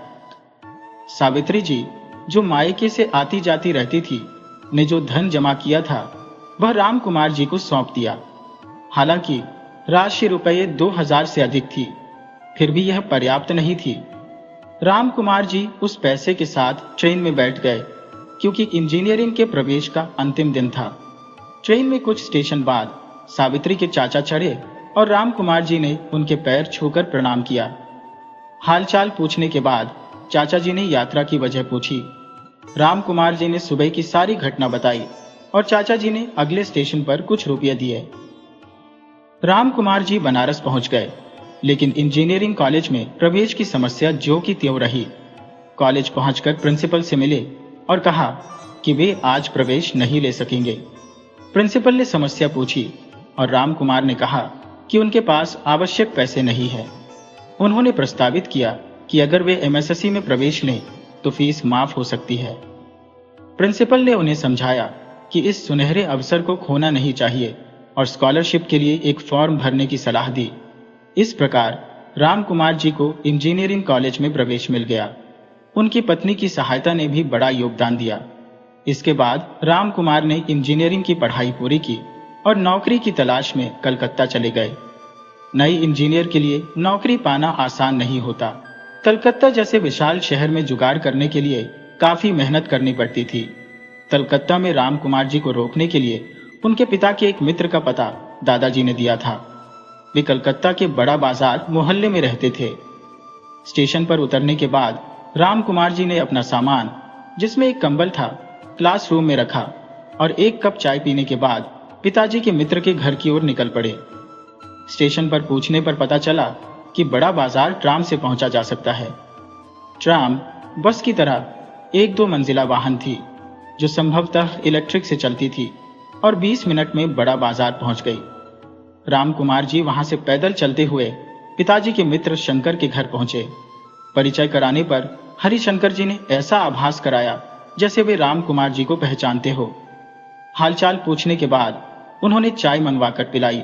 तत्पश्चात वे राम कुमार को अपने निवास पर ले गए। उनका घर एक कमरे और एक छोटी सी बालकनी के साथ साधारण था, जहां भोजन पक रहा था। एक ओर जमीन पर बिछी दरी थी, दूसरी ओर एक अलग स्थान था। हरिशंकर जी अपने 2 बच्चों और पत्नी के साथ यही निवास करते थे। उन्होंने राम कुमार को दरी पर बिठाया और अपनी पत्नी से भोजन लाने को कहा। पीतल की थालियों में भोजन आ गया। एक ओर चावल की ढेर लगी थी, जिस पर 2 रोटियां रखी थी। थोड़ी सी सब्जी और दाल थाली में डाल दी गई थी। राम कुमार जी ने भोजन किया और हरिशंकर जी ने उन्हें कुछ पतों पर पता लिखा और कहा कि वे शाम को उन्हें रहने की व्यवस्था दिखाएंगे। पहले राम कुमार को इन पतों पर जाकर आवास की व्यवस्था करनी होगी, फिर वापस आकर उनसे मिलना होगा। राम कुमार जी अब गांव की खोज में निकल पड़े। इस बीच सावित्री, जो राजगद्दी पर नहीं बैठी थी, अपने गृहस्थ जीवन के कठिन संघर्ष में व्यस्त थी। सुबह से शाम तक परिवार के हर सदस्य की जरूरतें पूरी करती थी। बर्तन धोना, रसोई साफ करना, आंगन में झाड़ू लगाना, नहाना और चाय चढ़ाकर भोजन तैयार करना, यह सब उसकी दिनचर्या में शामिल था। बाबा जी दूध की बाल्टी लेकर आते और दूध उबालने के बाद चाय परोसते। दादी दूध धोती में पकड़े रहती, तब तक वे गंगा स्नान के लिए जाती। आधे घंटे बाद दादी और बाबा गंगा स्नान करके आते, तब तक बाबा जी के लिए एक लोटा चाय और कुछ नाश्ता तैयार हो जाता। जेठानी के बच्चों का स्कूल का समय हो जाता और सावित्री उन्हें अचार और टिफिन देती। सावित्री के मुंह में घूंघट रहता और चाय के घूंट भी उसके लिए तरसते रहते। उसकी स्थिति पर लोग चार बातें बनाते, जैसे कि 5 साल हो गए और अभी तक कुछ भी नहीं हुआ। कई बार वह मन में जवाब देने की इच्छा करती, लेकिन चुप रहती। सावित्री की सहायता के लिए दूसरे जेठानी के बच्चे नहीं थे जिससे वह कुछ मदद कर सकती थी। गाय, बैल और घर के आटे की जरूरतों को पूरा करने के लिए उसने घर की चक्की में आटा पिसवाया, बिना चेहरे पर शिकन लाए। ननद की शादी, जो एक आसान काम था लेकिन महत्वपूर्ण था, संपन्न हो गई। विद्या की विदाई की प्रतीक्षा थी, जब राम कुमार की नौकरी स्थिर हो जाएगी। सावित्री ने अपने मायके से लौटकर महीने भर की छुट्टी ली या फिर अधिक समय रुक जाती। वर्षों में सावित्री एक सुकुमार बाला से एक दक्ष गृहिणी बन चुकी थी। राम कुमार को पास के एक कारखाने में शिफ्ट इंजीनियर की नौकरी मिली, जिसकी प्रारंभिक तनख्वाह रुपये 300 थी। पहली तनख्वाह से उसने रुपये 300 की घड़ी खरीदी। पिता के मित्र ने एक आवास की व्यवस्था कर दी, जहां रुपये 7 प्रति माह देना था। कारखाने तक बस से जाना पड़ता था, लेकिन भोजन की व्यवस्था नहीं थी। दोपहर की छुट्टी में कैंटीन में भोजन करना पड़ता था। राम कुमार ने दिन और रात की ड्यूटी के साथ 3 शिफ्टों में काम किया। इस प्रकार वह समय काटते हुए अच्छी नौकरी की तलाश में लगे रहे। इस बीच राम कुमार के दोनों भाइयों की पढ़ाई भी समाप्त हो चुकी थी और वे गांव लौट आए थे। बड़े भाई ने एमए की डिग्री प्राप्त की थी और किसी प्रशिक्षण के लिए कलकत्ता जाने की योजना बनाई थी, जहां वे अपने मित्र के निवास पर ठहरने वाले थे। उनके मित्र का कलकत्ता में निजी आवास और पिता का व्यापार था। बड़े भाई साहब बेहद शौकीन थे और कॉलेज के दिनों से ही राजनीति में सक्रिय थे।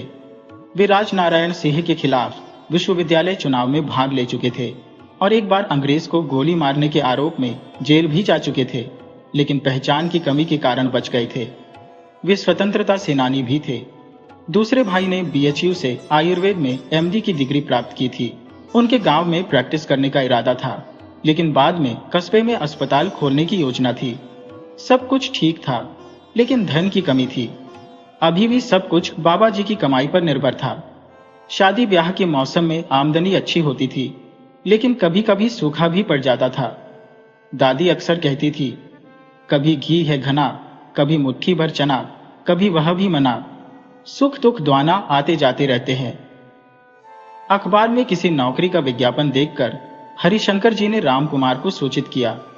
उन्होंने इंटरव्यू दिया और उस स्थान पर चयनित हो गए। ये नौकरी अच्छी थी और वेतन भी बेहतर था। साथ में 2 कमरों का फ्लैट भी मिल रहा था। खाना खाने के लिए मेस और कैंटीन भी उपलब्ध थी। सब कुछ अच्छा था, लेकिन यह कलकत्ता शहर से 5 मील दूर था। राम कुमार ने सोचा कि सभी सुविधाएं पहले से ही अच्छी हैं। शहर के अंदर रहने का कोई सवाल ही नहीं था। उन्होंने अपने मन की सुनी और नौकरी स्वीकार कर ली।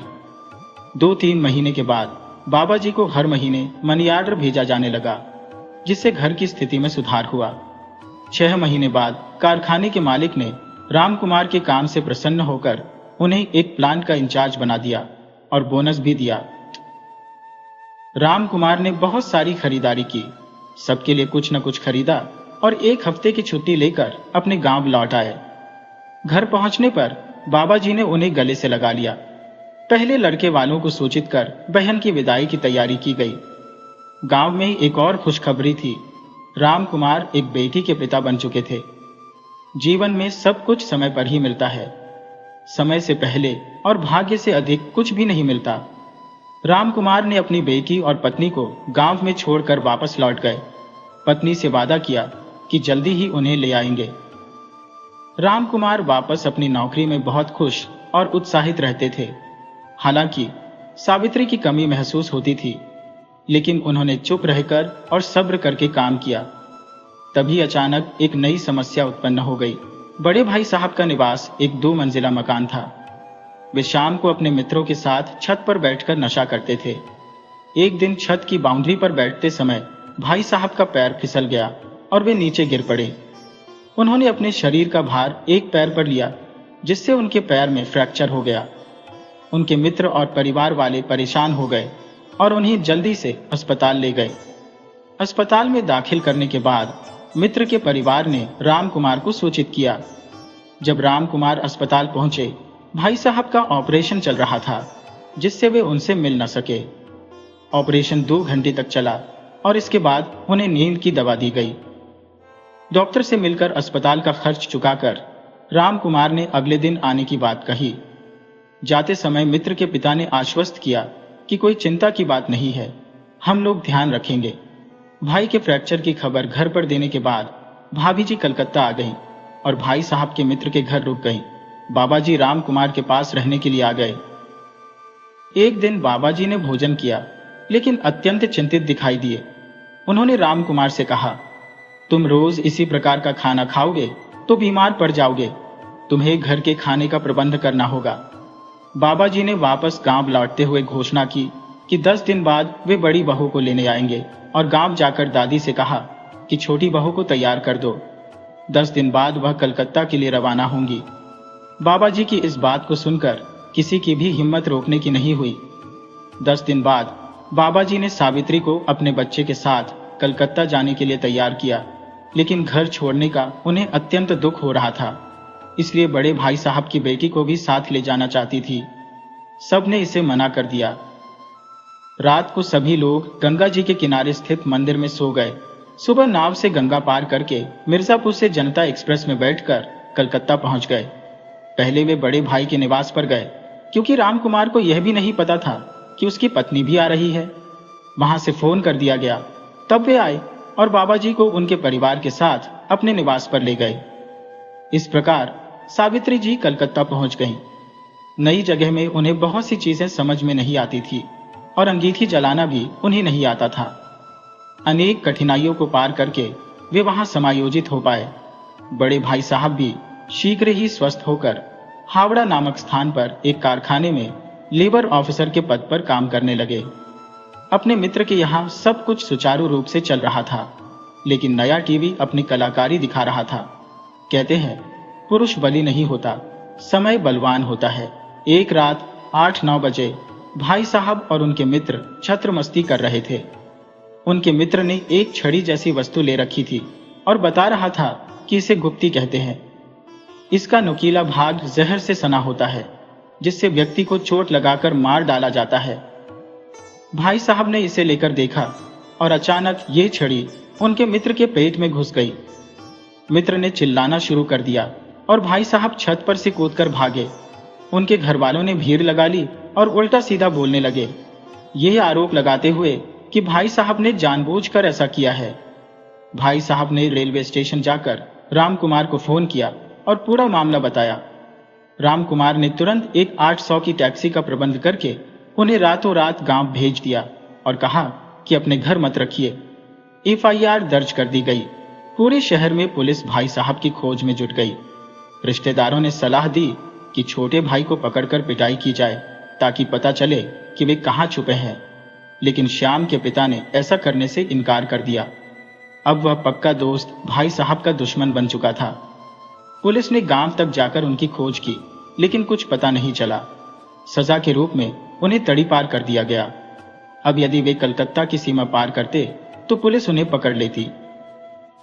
रामकुमार की फैक्ट्री में नई नई आधुनिक मशीनें लगाई जा रही थी। इसी सिलसिले में उन्हें जर्मनी भेजा गया। उन्होंने जो काम सौंपा गया था उसे कुशलता से पूरा किया और कारखाने का कार्य सुचारू रूप से चलने लगा। तब रामकुमार को उस कारखाने का चीफ इंजीनियर बना दिया गया। अब उनका परिवार 2 कमरे के फ्लैट से एक विशाल बिल्डिंग में आ गया, जिसे लाल कोठी के नाम से जाना जाता था। इसमें 2 बड़े कमरे, लैट्रिन, बाथरूम अटैच, बड़े हॉल और अन्य कमरे भी थे। सीढ़ी से नीचे जाकर 2 कमरों का सर्वेंट क्वार्टर था, जिसमें 2 नौकर, एक सफाई कर्मी और 4 माली थे। सामने फूलों से भरा गार्डन और पीछे सब्जी उगाने के लिए जगह थी। शहर जाने के लिए कार सुबह और शाम खड़ी रहती थी। उस मकान में बहुत सारी सुविधाएं थी, जिनका उपयोग करना सावित्री जी को नहीं आता था। वे एक साधारण गांव की बेटी थी और शादी के बाद भी 8 वर्षों तक गांव में ही रही थी। हिंदी और संस्कृत के अलावा उन्हें किसी और भाषा का ज्ञान नहीं था। लेकिन राजकुमार के पास समय की अत्यंत कमी रहती थी और रामकुमार जी हर फर्नीचर, पर्दे, ब्रांडेड सामान, बालकनी आदि के बारे में बताते रहते थे।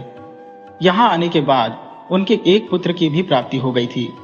बेटी का नाम इंदु और बेटे का नाम रवि था। कहा जाता है, जहाँ अच्छाई होती है वहाँ समस्याएं भी सिर उठाती है। रामकुमार जी के घर पर विभिन्न प्रकार के रिश्तेदारों की भीड़ जुटने लगी थी। कुछ लोग नौकरी के लिए, कुछ शिक्षा के लिए और अन्य किसी न किसी बहाने से उन्हें घेरे रहते थे। अगर किसी ने किसी तरह की मदद ले ली तो अगला उस पर एहसान का बोझ लादे रहता था। शुरू में हरिशंकर जी से सहायता लेने के बदले उनके भाई उमाशंकर जी को नौकरी दिलवाकर घर में रखना पड़ा। कुछ लोग दूसरों की सफलता को सहन नहीं कर पाते और बाधाएं उत्पन्न करने की कोशिश करते हैं। इसी प्रकार फैक्ट्री का मैनेजर मन ही मन रामकुमार जी को हटाने की योजना में लग गया और अपने भतीजे को उनकी जगह लाना चाहता था। जीवन फिर एक नई करवट लेने की स्थिति में था। काम के अत्यधिक बोझ और आराम की कमी के कारण रामकुमार जी को थकावट और कमजोरी का एहसास होने लगा। ये समस्याएं धीरे धीरे बढ़ती गईं। छोटी मोटी बीमारियों को नजरअंदाज करते हुए उन्होंने खुद को दबाव में महसूस किया और कुछ समय बाद 1 महीने की छुट्टी लेकर गांव चले गए, यह आशा करते हुए कि कुछ आराम से ठीक हो जाएंगे। यद्यपि कुछ राहत मिली, लेकिन पुनः लौटने के बाद वही समस्याएं शुरू हो गईं। कुछ शुभ चिंतक भी काम करने वालों में थे, जिन्होंने रामकुमार जी को सलाह दी कि वे उचित इलाज करवाएं। कई जांचों और एक्सरे के बाद पता चला कि रामकुमार जी को भी टीबी, ट्यूबरकुलोसिस नामक बीमारी हो गई है। आज के समय में भी टीबी एक गंभीर बीमारी है, लेकिन आधुनिक दवाओं और खानपान से लोग स्वस्थ हो जाते हैं। परंतु उस समय यह एक कठिन बीमारी थी। रिश्तेदार जो घर में स्थायी रूप से निवास कर रहे थे, दिन भर डनलप के गद्दे पर कूदते हुए गप्पे मारते रहते थे। संक्रमण के भय से धीरे धीरे वे घर छोड़ने लगे ताकि उन्हें भी संक्रमण न हो जाए। जब रामकुमार को पता चला कि उन्हें टीबी हो गई है, तो यह खबर पति पत्नी के लिए जैसे एक आकाशीय प्रहार थी। रामकुमार के पिता की मृत्यु भी इसी बीमारी के कारण हुई थी। उन्हें 6 महीने तक बीएचयू में भर्ती रहकर इलाज करवाना पड़ा, लेकिन सब प्रयास व्यर्थ साबित हुए। सावित्री जी का रो रो कर बुरा हाल हो गया था। उस समय टीबी एक जानलेवा बीमारी थी, जिसका इलाज अत्यंत कठिन था। घर में कोई करीबी रिश्तेदार नहीं था। वहां रह रहे रिश्तेदारों में एक रघुनाथ जी थे, जो दूर के रिश्तेदार थे, और एक शिक्षक थे। रामकुमार जी ने उनसे सलाह लेने का निर्णय किया। रामकुमार जी ने ड्राइंग रूम में बैठकर नौकर से रघुनाथ जी को बुलाने को कहा। सावित्री जी ने चाय और कुछ नाश्ते का प्रबंध किया। जब रघुनाथ जी आए और सोफे पर बैठ गए, तो उन्होंने रामकुमार जी से पूछा, आपकी तबीयत अब कैसी है? रामकुमार जी ने उत्तर दिया, ठीक है, लेकिन मैंने आपको नाश्ते के लिए नहीं बुलाया है। मैं आपसे एक राय लेना चाहता हूं। चाय और नाश्ते के साथ बातचीत शुरू हुई। रामकुमार जी ने कहा, आपको पता चल गया होगा कि मुझे एक बीमारी हो गई है। मैं आपकी मदद चाहता हूं। क्या आप मेरी मदद करेंगे? रघुनाथ जी ने उत्तर दिया, बिल्कुल। आप किस प्रकार की मदद चाहते हैं? आप जो कहेंगे, मैं आपकी मदद करने के लिए तत्पर हूं। रामकुमार जी ने कहा, मैं जहां भी जाऊं, आपको मेरे साथ चलना होगा। मैं पहले डॉक्टरों के बारे में जानकारी प्राप्त करूंगा, फिर आप मेरे साथ चलिए। रघुनाथ जी ने उत्तर दिया, चिंता मत कीजिए, पैसे के अलावा मैं आपकी हर संभव सहायता करूंगा। रामकुमार जी ने कहा, इसकी चिंता मत कीजिए, डूबते को तिनके का सहारा भी पर्याप्त होता है। अब रामकुमार जी और सावित्री जी को कुछ सहारा मिल गया था। उन्होंने सबसे पहले कारखाने में 1 सप्ताह की छुट्टी ली और रघुनाथ जी के साथ उस डॉक्टर के पास गए जिसने एक्सरे की जांच की थी। पहले से ही एक अपॉइंटमेंट लेना पड़ा। डॉक्टर से मिलकर उन्होंने अपनी बीमारी के बारे में सभी सवाल किए। उस रेडियोलॉजिस्ट ने उनकी स्थिति का संज्ञान लिया और बताया कि उनके फेफड़ों में कुछ धब्बे पाए गए हैं जिससे टीबी का संदेह किया गया है। उसने कहा, इसका इलाज हमारे देश में संभव नहीं है क्योंकि यहाँ इसके दवाएं उपलब्ध नहीं है, लेकिन अगर आप चाहें तो मैं आपको कलकत्ता के कुछ डॉक्टरों के नाम दे सकता हूँ। आप उनसे मिलकर और जानकारी प्राप्त कर सकते हैं। उसने ट्रेन के डॉक्टरों के नाम दिए। 1 सप्ताह के भीतर रामकुमार जी ने कई डॉक्टरों से मुलाकात की और काफी जानकारी प्राप्त की। अंततः उन्हें डॉक्टर विनय सबसे अधिक बुद्धिमान लगे। उन्होंने तय किया कि वे उन्हीं से अपना इलाज करवाएंगे। दृढ़ संकल्प के साथ रामकुमार जी ने डॉक्टर विलियम से अपॉइंटमेंट लिया। डॉक्टर विलियम ने कहा कि इस बीमारी का इलाज बहुत महंगा है और लोग इसका इलाज नहीं करवा पाते क्योंकि दवाएं विदेश से मंगानी पड़ती है। इन दवाओं की कीमत अत्यधिक है। इसके अलावा खान पान में भी खर्च होता है। यदि आप सब चीजों के लिए तैयार हैं, तो मैं आपका इलाज करने की जिम्मेदारी ले सकता हूं। इलाज एक लंबा समय लेगा, लगभग 1 साल। यदि आप बीच में लापरवाही करते हैं या इलाज छोड़ देते हैं तो मरीज का ठीक होना असंभव हो जाता है। दवा के साथ साथ दुआ भी जरूरी है। यदि सब कुछ सही रहा तो आप ठीक हो सकते हैं। घर लौटकर रामकुमार ने अपनी पत्नी से इस पर विचार किया। उन्होंने निर्णय लिया कि वे डॉक्टर विलियम से इलाज करवाएंगे। इस बीमारी के बारे में जानकारी प्राप्त करने के लिए उन्होंने कई किताबें मंगवाई क्योंकि सावित्री भी इसके बारे में जानना चाहती थी। सारी किताबें हिंदी में थी क्योंकि सावित्री केवल हिंदी जानती थी। किताबों में टीबी के विभिन्न चित्र और विवरण थे जो इस भयानक बीमारी की भयावहता को दर्शाते थे। इसके कीटाणु सांस के माध्यम से शरीर के फेफड़ों में प्रवेश करते हैं और धीरे धीरे कमजोर कर देते हैं। रामकुमार जी और सावित्री ने इस बीमारी को जड़ से समाप्त करने का निश्चय किया। डॉक्टर विलियम की सलाह मानते हुए उन्होंने इलाज शुरू किया। इस मर्ज की दवा इंग्लैंड से मंगाई जाती थी जिसे कीरस्टॉन नामक कंपनी बनाती थी। लाल रंग के सुंदर डिब्बे में पैक ब्राउन रंग के ग्रेन्यूल्स होते थे जिन्हें डिब्बे में रखे चम्मच से 1 चम्मच सुबह शाम पानी के साथ लेना होता था। यह दवा अत्यंत कठिन थी और 1 सप्ताह के उपयोग के बाद रामकुमार जी की स्थिति बहुत खराब हो गई। शरीर की सक्रियता समाप्त हो गई और उन्हें कारखाने से छुट्टी लेनी पड़ी।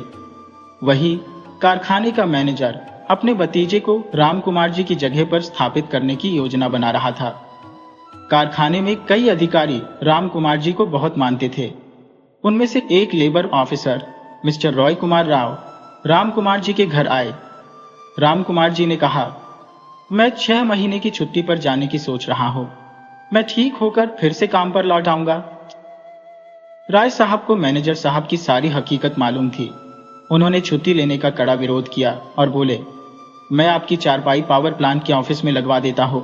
आप वहीं आराम से लेटकर अपना काम कर सकते हैं।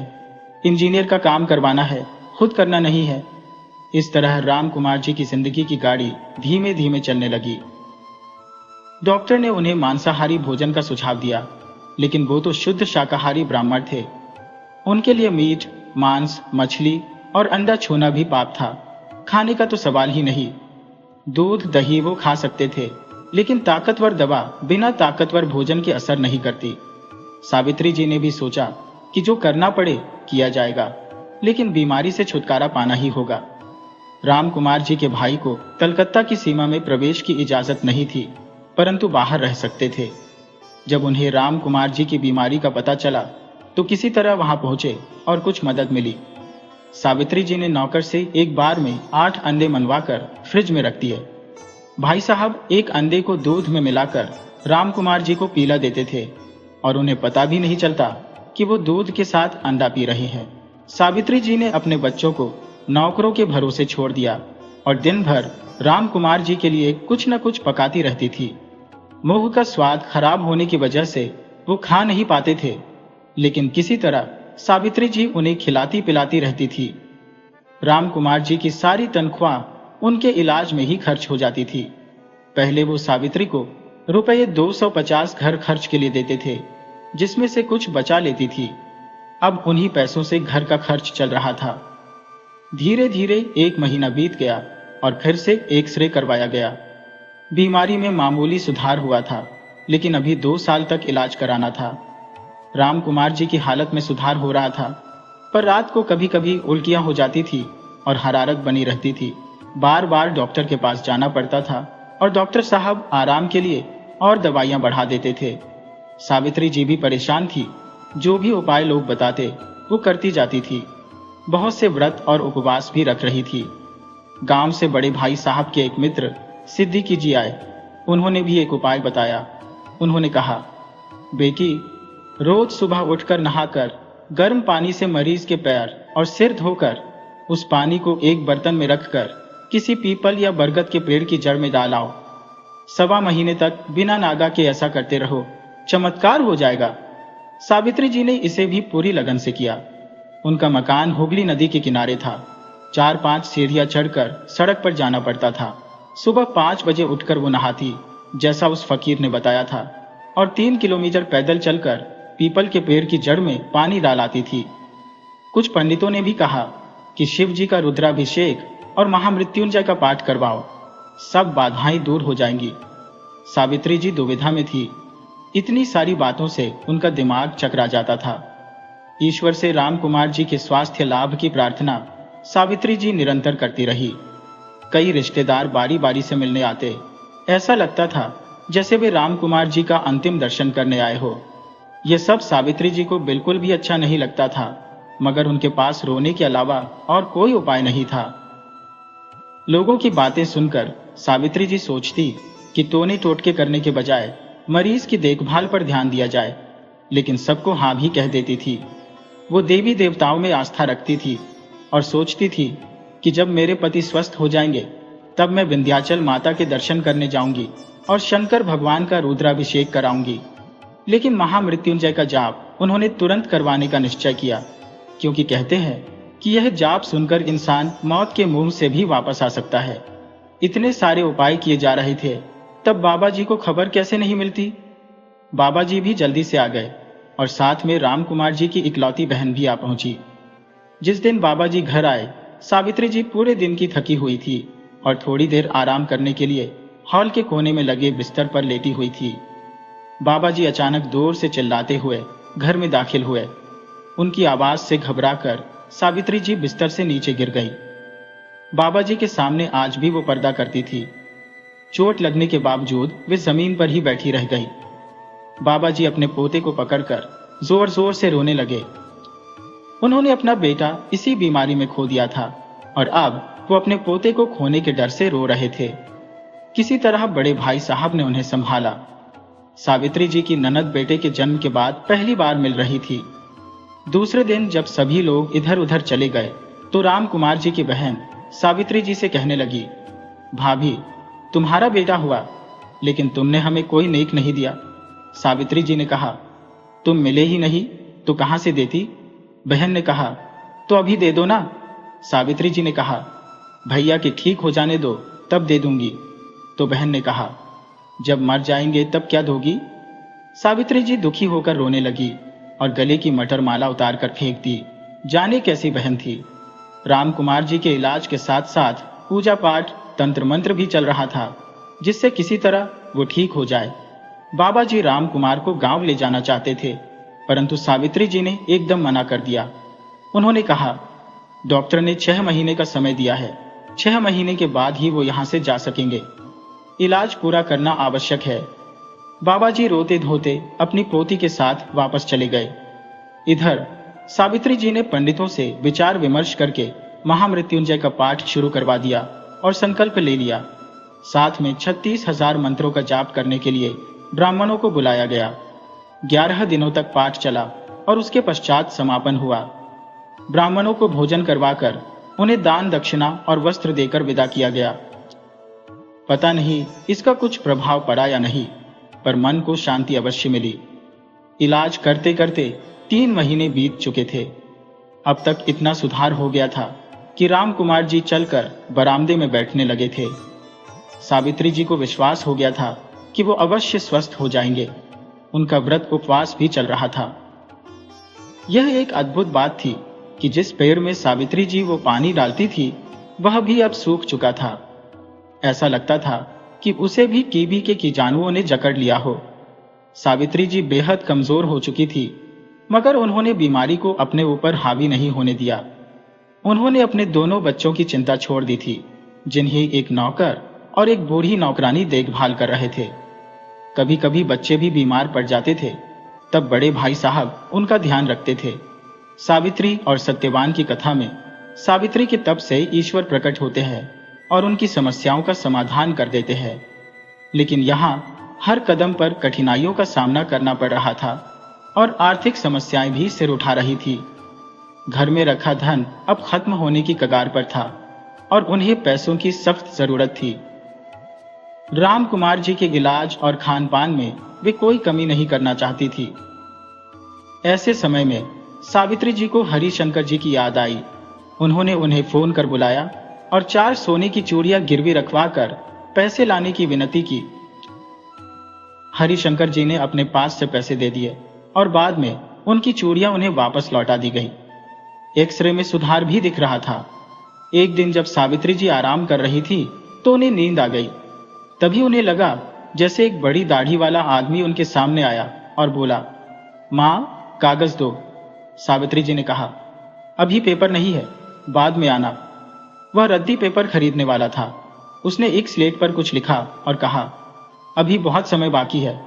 अचानक उनकी नींद खुल गई। वे सोचने लगी, यह आदमी कौन था? क्या वह ब्रह्मा जी थे जिन्होंने मुझे मुस्कुराकर आशीर्वाद दिया? उठकर उन्होंने ईश्वर को हाथ जोड़कर कहा, हे प्रभु, तुम्हारी लीला अपरंपार है। मेरे पति का जीवन तुम्हारे हाथ में है। उस समय उनकी आंखों से आंसू बह रहे थे। 6 महीने के इलाज के बाद एक्सरे रिपोर्ट लगभग सामान्य आ गई थी। बीमारी खत्म हो जाती है पर अपने निशान छोड़ जाती है। 6 महीने बाद भी राम कुमार जी दवा और परहेज करते रहे। फैक्ट्री का पुराना मैनेजर बदल चुका था और नए मैनेजर मिस्टर डांगा आ गए थे। उन्होंने कहा, तिवारी जी, आप 1 महीने की छुट्टी लेकर स्वास्थ्य लाभ कीजिए। फिर जब बाबा जी मिलने आए तो राम कुमार जी अपने परिवार के साथ गांव चले गए। 1 महीने बाद भी उन्होंने अपनी छुट्टियां 15 दिन और बढ़ा ली। हालांकि वे पूरी तरह स्वस्थ हो चुके थे, पर अभी भी उनके खाने पीने का विशेष ध्यान रखा जा रहा था। इसके बाद राम कुमार जी ने अपने करियर को नई ऊंचाइयों पर पहुंचाया और 88 साल की उम्र में अपनी इच्छा मृत्यु को प्राप्त हुए। जीवन भर सावित्री जी का साथ बना रहा।